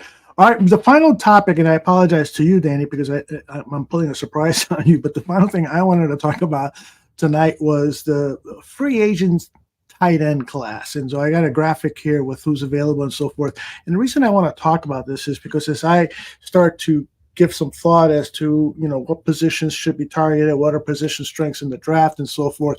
I don't think this draft is going to offer a lot of great tight ends. Not like last year. Last year was the year to get a tight end. This year, they could bring Tanyan and Mercedes Lewis back, which I would not be totally upset by that. But I think that there are some really interesting names available in this draft. Bring them up. They include Noah Fant out of Seattle. He's there in the middle, 26 years old, has worked with Shane Waldron. Your thoughts? Yep. Noah Fant is a guy that I earmarked, and the other guy, Colby Parkinson, also is a guy that's from Seattle. Big guy. Parkinson is probably better blocker, I'd say, than Noah Fant. Yes. But Fant was a guy I liked a lot coming out of Iowa. Obviously, the big name here is Dalton Schultz. He had a great bounce back year, or had not sure bounce back, but had a great year with CJ Stroud in Houston. So I'm assuming he's going to want to stay there, keep that core there. But Mike Gesicki is a guy that we've talked about a lot. And again, we're not talking about Gesicki coming in here being starter at tight end. We're talking about a nice complement, a guy you can split out wide in the slot and be a complement to Cole Kmet. Cole Kmet is your number one tight end. He's your inline Y guy. But a Gesicki would be a guy like a good pass catcher. Hunter Henry, injuries are always an issue with Hunter Henry, right? If he can stay healthy, he's a guy that can be productive. He can make catches for you down the football field. But yes, those guys might command a little bit more higher money. Obviously, if Schultz will, Henry might as well. But if you look at some low-key guys, Noah Fant from Seattle is a guy that I liked a lot. Obviously, he was drafted by Denver. He went to Seattle as part of that Russell Wilson trade. Keep an eye on Noah Fant, and then and Parkinson, Colby Parkinson, also from Seattle as well. They know the system. I'm sure Waldron is going to want to be in their ear and bring him in here. But yes, I agree with you 100%. Although in terms of this tight end class, it's not deep. It's not great. Even the top rated tight end. Brock Bowers, he's going to come in at probably about 6'2", 6'2.5". To me, that's more of an H-back, position. Eric had him going the 5th overall to the Chargers. I don't see that happening. I think that's a little bit too rich for my blood. We haven't seen, we've seen, tight ends go high in the first top 10 and not pan out. So for me, for my money, I'd rather go with one of these guys. Even a guy like Harrison Bryant, not a big name guy, but a guy that's productive, in terms of making catches. Jasper Horsted, that's a name that you loved a couple years ago. I remember that guy. Absolutely. But in all seriousness, like a guy like Noah Fant, I think would be a nice compliment to Cole Kmet, and then obviously, we go down the list here, but Hunter Henry, I think those guys, those guys are a little bit too rich, for the money and what they're going to be seeking. But we'll keep an eye on Noah Fant. Harrison Bryant will be another guy to keep an eye on there as well. Well, and Albert O, I mean, when we were doing Draft on Tap, when he was still playing collegiate football, I really thought this guy was going to be a star, but it hasn't happened for him in Philadelphia. Maybe a change of environment would do it. I don't think maybe he's ever going to be a star, but he, with how I see Shane Waldron running these two tight end formations, it seems like you need another person almost like Cole Kmet who can do each of the two things you want a tight end to do, block and catch passes. You can do them fairly well. I mean, in my mind, Cole Kmet is an above average or average pass catcher and above average or average blocker. Is that a fair assessment? No, I think he's above average in both categories. I mean, I think he's above average blocker, and I think he's above average getting better pass catcher. I mean, the connection him and Justin had the last 2 years. I mean, you could see the growth in Cole Kmet. You bring in an offensive play caller now that emphasizes the tight end position and looks to call plays for tight ends. I think that will really just help enhance Cole Kmet. And obviously, bring someone in like a Noah Fant or Hunter Henry, just some of the names here, or Harrison Bryant, that can give a nice compliment to him, I think that's only going to help proceed or produce more numbers, more quality catches by your tight end. So I'm interested to see what happens there. So I know you talked about this earlier, but again, so what's the perfect complement for that other tight end to be in on some of these Shane Waldron double tight end formations where you'll see two tight ends in the backfield on a pistol formation, and you'll see, in more traditional ways of using tight ends. So what's the perfect complement to a Cole Kmet? So for me, looking at if this is going to be the Sean McVay, Shanahan, I think you're going to need 3, possibly 4 tight ends on the roster. All right, you're going to need 2 that are going to be really good blockers. So if Mercedes Lewis wants to come back, he's an excellent blocker in a run game. So if you go 12 personnel, which is 1 running back, 2 tight ends, or if you go 13 personnel, which is 1 running back and 3 tight ends, you have 2 of them are going to be blockers. One's going to be probably a pass catcher. So again, guys that can be stud up front, guys that can move their feet laterally in terms of the blocking tight ends, guys that can pin, seal that edge, give the running back a lane to go bounce it to the outside. Those are the guys you're looking for in terms of blocking, right? In terms of pass catchers, obviously guys that can get downfield and get open, nice big targets, guys that can extend away from the frames. So I think those are the types of pass catchers you're looking for. And I think Cole Kmet, coming out of Notre Dame, he was more of a guy that could get you in that 10-15 range. But I think this last couple of years with Justin, I think we saw him extend his range. We saw him make plays 20, 30 yards down the football field. You saw him, improve his touchdown number. So I think, having him continue to improve there, bring in a guy that can be a pass catcher, Harrison Bryant, Noah Fant, some of these guys you talk about, and give another option, another compliment there. I think now you have 2 guys at tight end that can be pass catching threats, DJ Moore, and name your receiver on the outside, plus whatever you have going on in the backfield. I think now you have the ability to really threaten defenses down the field and be a big play, big strike offense. Again, here are the top guys on the Spotrac list of available tight ends: Hunter Henry, Dalton Schultz. Gerald Everett is an interesting name, Danny, because he has played in this Shanahan system, and so could be a natural fit right away. Again, another move tight, another athletic body type that can get down the football field and make catches. Yeah, not much of a blocker, but again, the guy's just going to be relegated to be a pass catcher. And then on the bottom half that Spotrac list, they've got Nick Vannett, Josiah DeGuerra. No more tight ends from Green Bay. Yeah, I think we're done with that. Yeah, but you and I saw up close, I think, Adam Troutman down at the Senior Bowl. I was impressed with him back then. I think that's the year Ryan Badgley came down with us. And yeah, Troutman really hasn't lived up to his billing. He was the guy that drafted from New Orleans. I think he went in the 2nd round and has been traded already to Denver or was a free agent signing, I believe. Yeah. So he's probably moving on to his 3rd team. But yeah, he's a guy that he's got the size, he's got the athletic ability, but just hasn't produced, hasn't put together yet. But again, Harrison Bryant is a guy that really catches my eye. I remember him coming out of Florida Atlantic. Sure. Was a guy that really looked as basically he's a bigger receiver. That's what he is, And I think he's a guy that's when given the option, obviously, David Njoku down there in Cleveland, gobbles up most of those opportunities in terms of the ball opportunity. But I think Harrison Bryant could be a nice under the cover signing to be, again, a compliment to Cole Kmet. Well, I remember being down at the Senior Bowl and you telling me over and over again, a couple of guys I want you to take a look at: Justin Jefferson and Harrison Bryant. Keep an eye on him. And, I think he's the type of player, and I would discount Adam Troutman as being guys who could really explode in their careers if they get into the right situation. And that perhaps, this is the time, the mid to later 20s is when they can have a 60 catch season with over a half dozen touchdowns. I see that in their futures. It's all about opportunities and the situation you're put in. Are you being put in a situation to succeed? And this is something that I've been harping about with Justin. Right? I don't want to bring that up now, but I'm saying that's the thing, is putting these players in a position in an offense or in a system that brings out their best. But there's no perfect prospect. There's no perfect player, right? Each player does think. This is what Bill Belichick got good at in terms of veteran free agency. He'd take veterans from other teams that has been discarded and say, all right, what do you do well? You pass rush? All right, you're going to be my pass rusher. You stop the run? You're going to be my run stopper. And just put these guys in position to succeed. Next thing you know, they build confidence. Next thing you know, he's winning, 7 Super Bowls? Mm-hmm. 6? 6.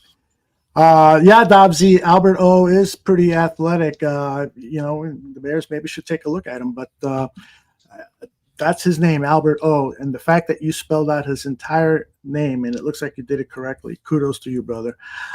Before I let you go, Danny, want to get some final thoughts, your perspective on the announcement that the Chicago Bears, according to the Chicago Sun-Times, tomorrow, Devin Hester, Steve McMichael, and Julius Peppers will be entering the Pro Football Hall of Fame. What does that mean to you personally as a Bears fan?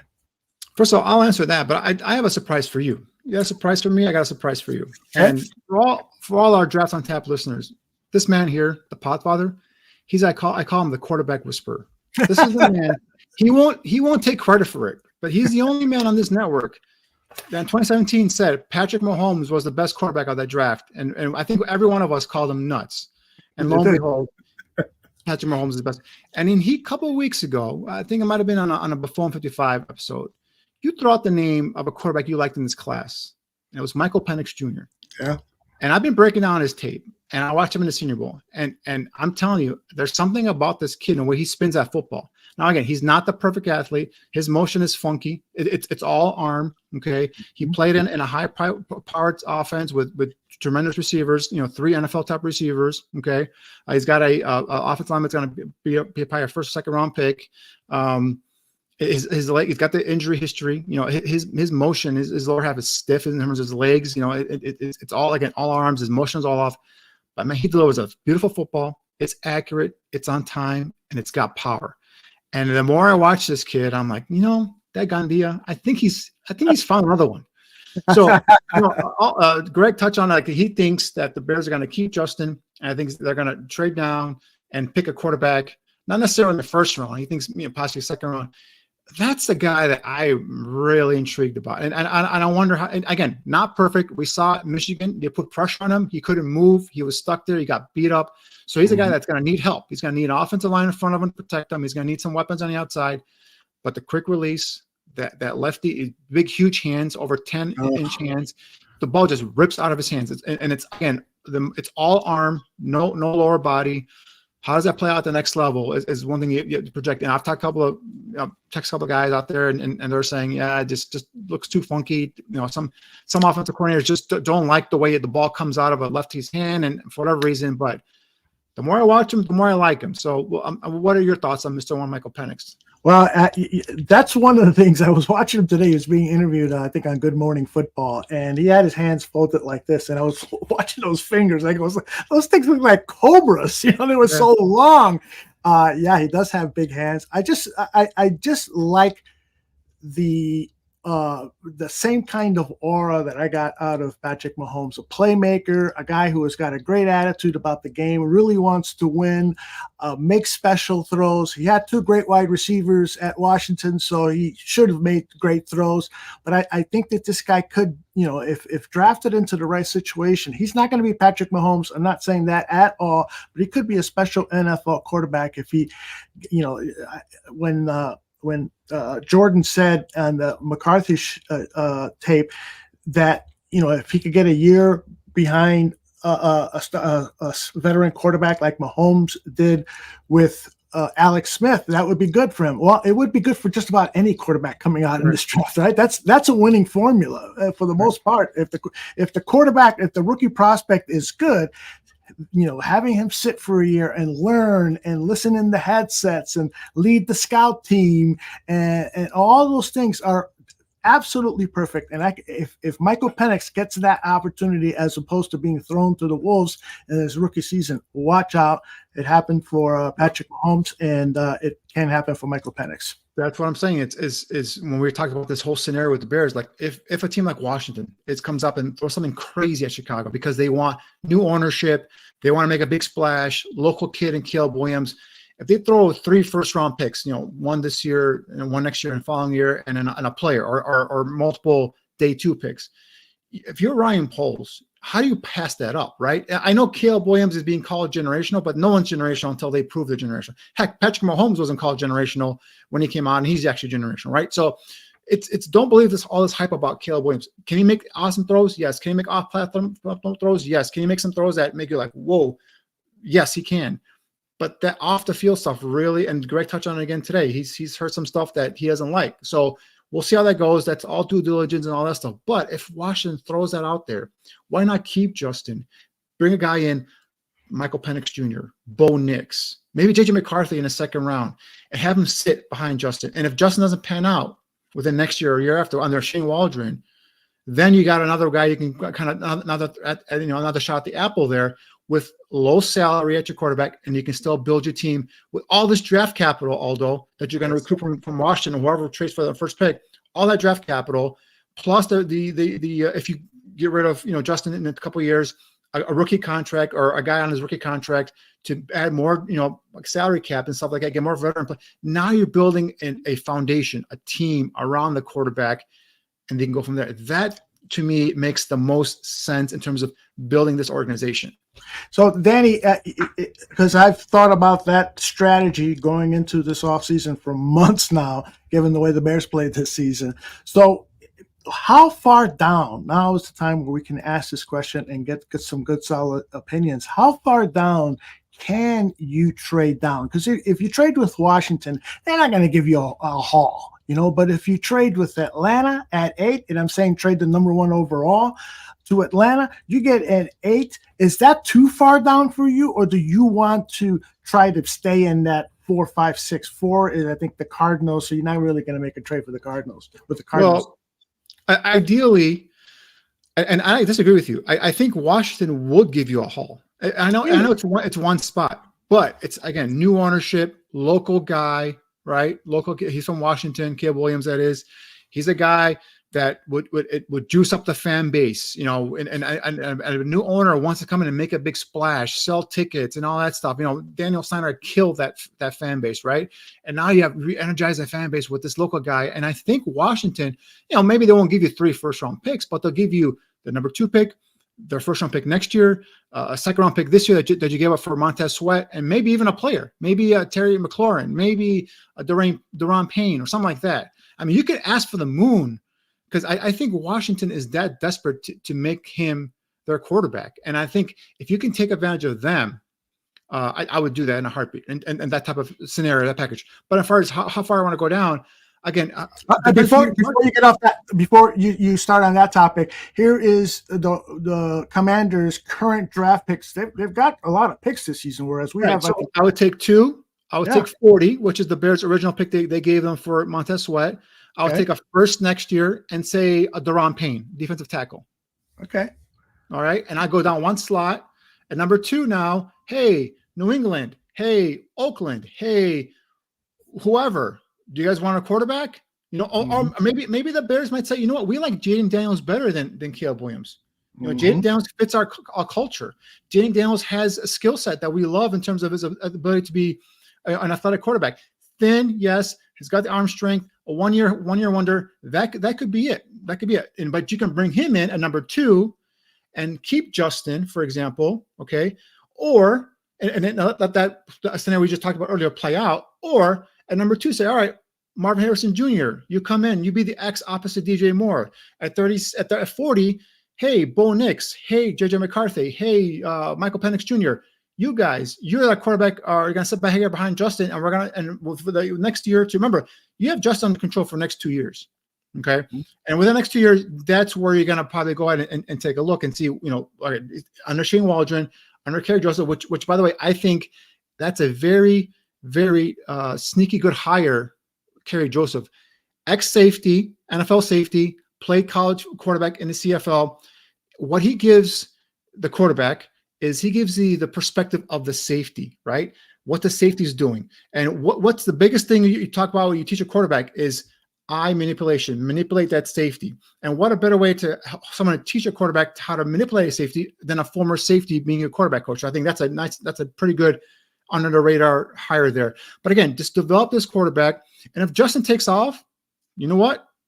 Good quarterbacks are a luxury, right? You have 2 good quarterbacks. If Justin doesn't pan out a year or 2 under Shane Waldron, now you've given him his full opportunity under a revamped offense, a revamped coaching staff. Now you go with the guy you just picked in the second round, or even if with all that draft capital, say you make that trade with Washington, if you see a guy dropping in that first round and you want to go get him, you can jump up and get him. But to answer your original question, how far back do I want to go down? I do not want to miss out on. These are the players I want for sure. Okay. I want either, if it's going to be a quarterback, I would like Caleb. If it's going to be a receiver, I want Marvin Harrison Jr. If it's going to be an offensive lineman, I want Joe Alt. If it's going to be a defensive edge guy, I want Latu from UCLA, assuming his medicals pan out, right? So those are the guys I don't want to miss out on. So as far as you can play at the game, how far down you can get down to get on those guys. This is my board. Now, who knows what their draft board is going to be. So you just cannot miss out on those guys with that first pick. And then obviously you can go from there. But, it depends on what you get. The further down you get, the more you're going to get in terms of draft capital. And again, that's currency. You can always move up and down. You're going to be, controlling the draft, and who knows what happens. So what separates in your mind Harrison with Malik and Rome? Because, Greg has been saying, don't be surprised. Malik could be the first wide receiver chosen. Why do you favor Harrison? Harrison, it's the size, the speed combination, the ability to the wide catch radius, and I guess he's a guy that for me plays an X receiver, right? Again, Neighbors, talented after the catch guy, a guy that I get is more of a DJ Moore than he is an X receiver. So I think that would be two of a similar kind, but again, not the end all be all, right? You can always go get your X and later on in the draft. I just like Marvin Harrison Jr. for his ability to make contested catches. Obviously, the bloodlines is also a plus there as well. So I do like that as well. Roma Donze, he's a guy that's a physical, X type receiver, a guy that make plays on a football field as well. But I just like Harrison Jr. because he's got size and speed. There's rumblings he's going to run a 4.4 40, somewhere in that range at the combine. We'll see. But again, just that combination of size, speed, and big playability. I think that's why I would think Marvin Harrison Jr. would be a perfect complement to DJ Moore. We talked about some of the tight ends you bring in free agency, whether it's Noah Fant, Harrison Bryant, something like that to complement, Cole Kmet. You got your running backs in the backfield, and then you got Justin Tone the Rock or whoever you have. If it's not Justin, I think now you give yourself a legitimate offense to go ahead and attack defenses. Yeah. All right. And so again, to close the show, just your thoughts on this Hall of Fame class, if indeed the reports from the Sun-Times are correct. Right. Obviously, three different Bears. Three different kind of feelings, right? McMichael, that old guard, 85 team. He was a guy, growing up watching football. He was always the guy that I felt like never got the credit he deserved. He was a key member of that defensive front, next to Dan Hampton and obviously Richard Dent and later on, William Perry and all that stuff. So I think he's a guy that when he went to Green Bay, that really hurt me. That was my first time being like hurt by a player. Well, I'm sorry, second time. First one was Wilbur Marshall going to Washington. Second one was McMichael when he went to Green Bay. So he's always been a guy that like that no nonsense, just ass kicker, in that defensive line. I think he never got his due. So obviously his health right now is what it is. So it's great. Hopefully, I'm just praying that he makes it and he gets to a point where he could actually be there, for the ceremonies. Devin Hester, man, that was a guy that Greg, when he told me that story the first time when I was in his class, I was like, whoa, was like that really like.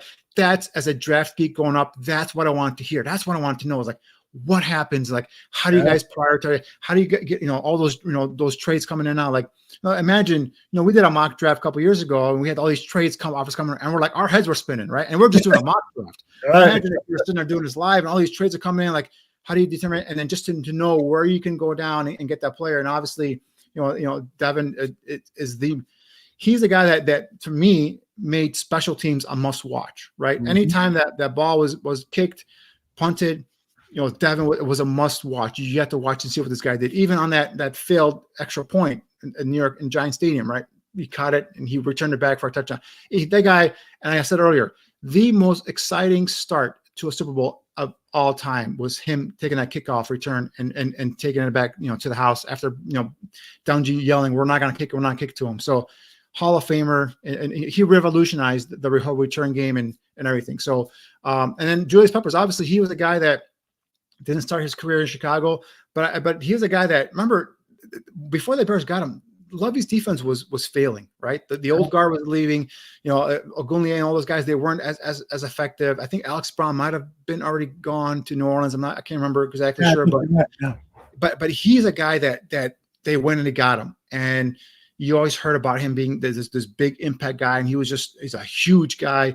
But and he didn't always get the sack numbers. I don't know, the first couple of years he got the sack numbers were there, but again, just like what Khalil Mack we've talked about in previous years, like the amount of attention he gets, with the chips from the running backs, the chips from the tight ends, and so the impact he had on that defensive line and how he took, I think, that defense and put it all kind of over the top in terms of being such a great defense. And then obviously, the talent here in Chicago, the play kind of dipped a little bit. Not sure if that was him or the motivation, whatever. Then he went to Green Bay and had on a resurgence, and he was playing great with Green Bay. And I think he made a couple more Pro Bowls with Green Bay and all that stuff. So it's the guy that started off great with Carolina, had a good short term here in Chicago, and then ended up going to Green Bay and having kind of putting that cherry on top of his career. So definitely a guy. I'm just curious, like, is he going to go in as a Panther? Is he going to go in as a Packer, as a Bear?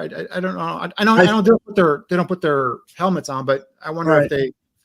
I think I had read a while ago, months ago, that he was thinking about going in as a Panther, and that would make sense. That's a team that drafted him. He went to the Super Bowl with that team, so makes a lot of sense. And the way you nailed down his career is exactly how I feel about it. Those years with the Chicago Bears were a little bit disappointing, but the fact that the Bears went out and got him, kudos to them. The Bears have had a history of seeking out certain players and making it happen in trades. During the Jerry Angelo days, the trade for Jay Cutler, you can agree or disagree with it, but he went out and got a guy who many considered could be a number one quarterback, and Julius Peppers, and then now Muhammad, the receiver. Absolutely. I mean, in our lifetime, I think, Danny, that's one thing you can't fault the Bears on, that they have gone out, gotten some key players via the trade. And so it's going to be interesting to see if they get another one during this year. You got to be close, right? You got to be close to the peripheral where you're like, all right, this one player puts me over the top, and that's when you're going to make you strike hard.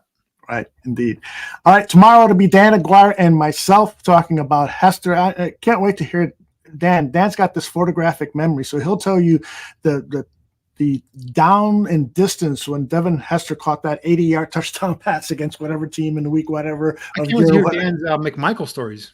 Yeah, exactly. So we've got a lot of people in the Barroom Network who will share good stories. Maybe I should call Mike North too, because I'm sure he's got some Mongo McMichael stories. When he during that 85, 86, 87 season, he was brought in by NBC Sports Chicago on their Sunday night. I used to watch it. Yeah. My goodness, he would show up wasted.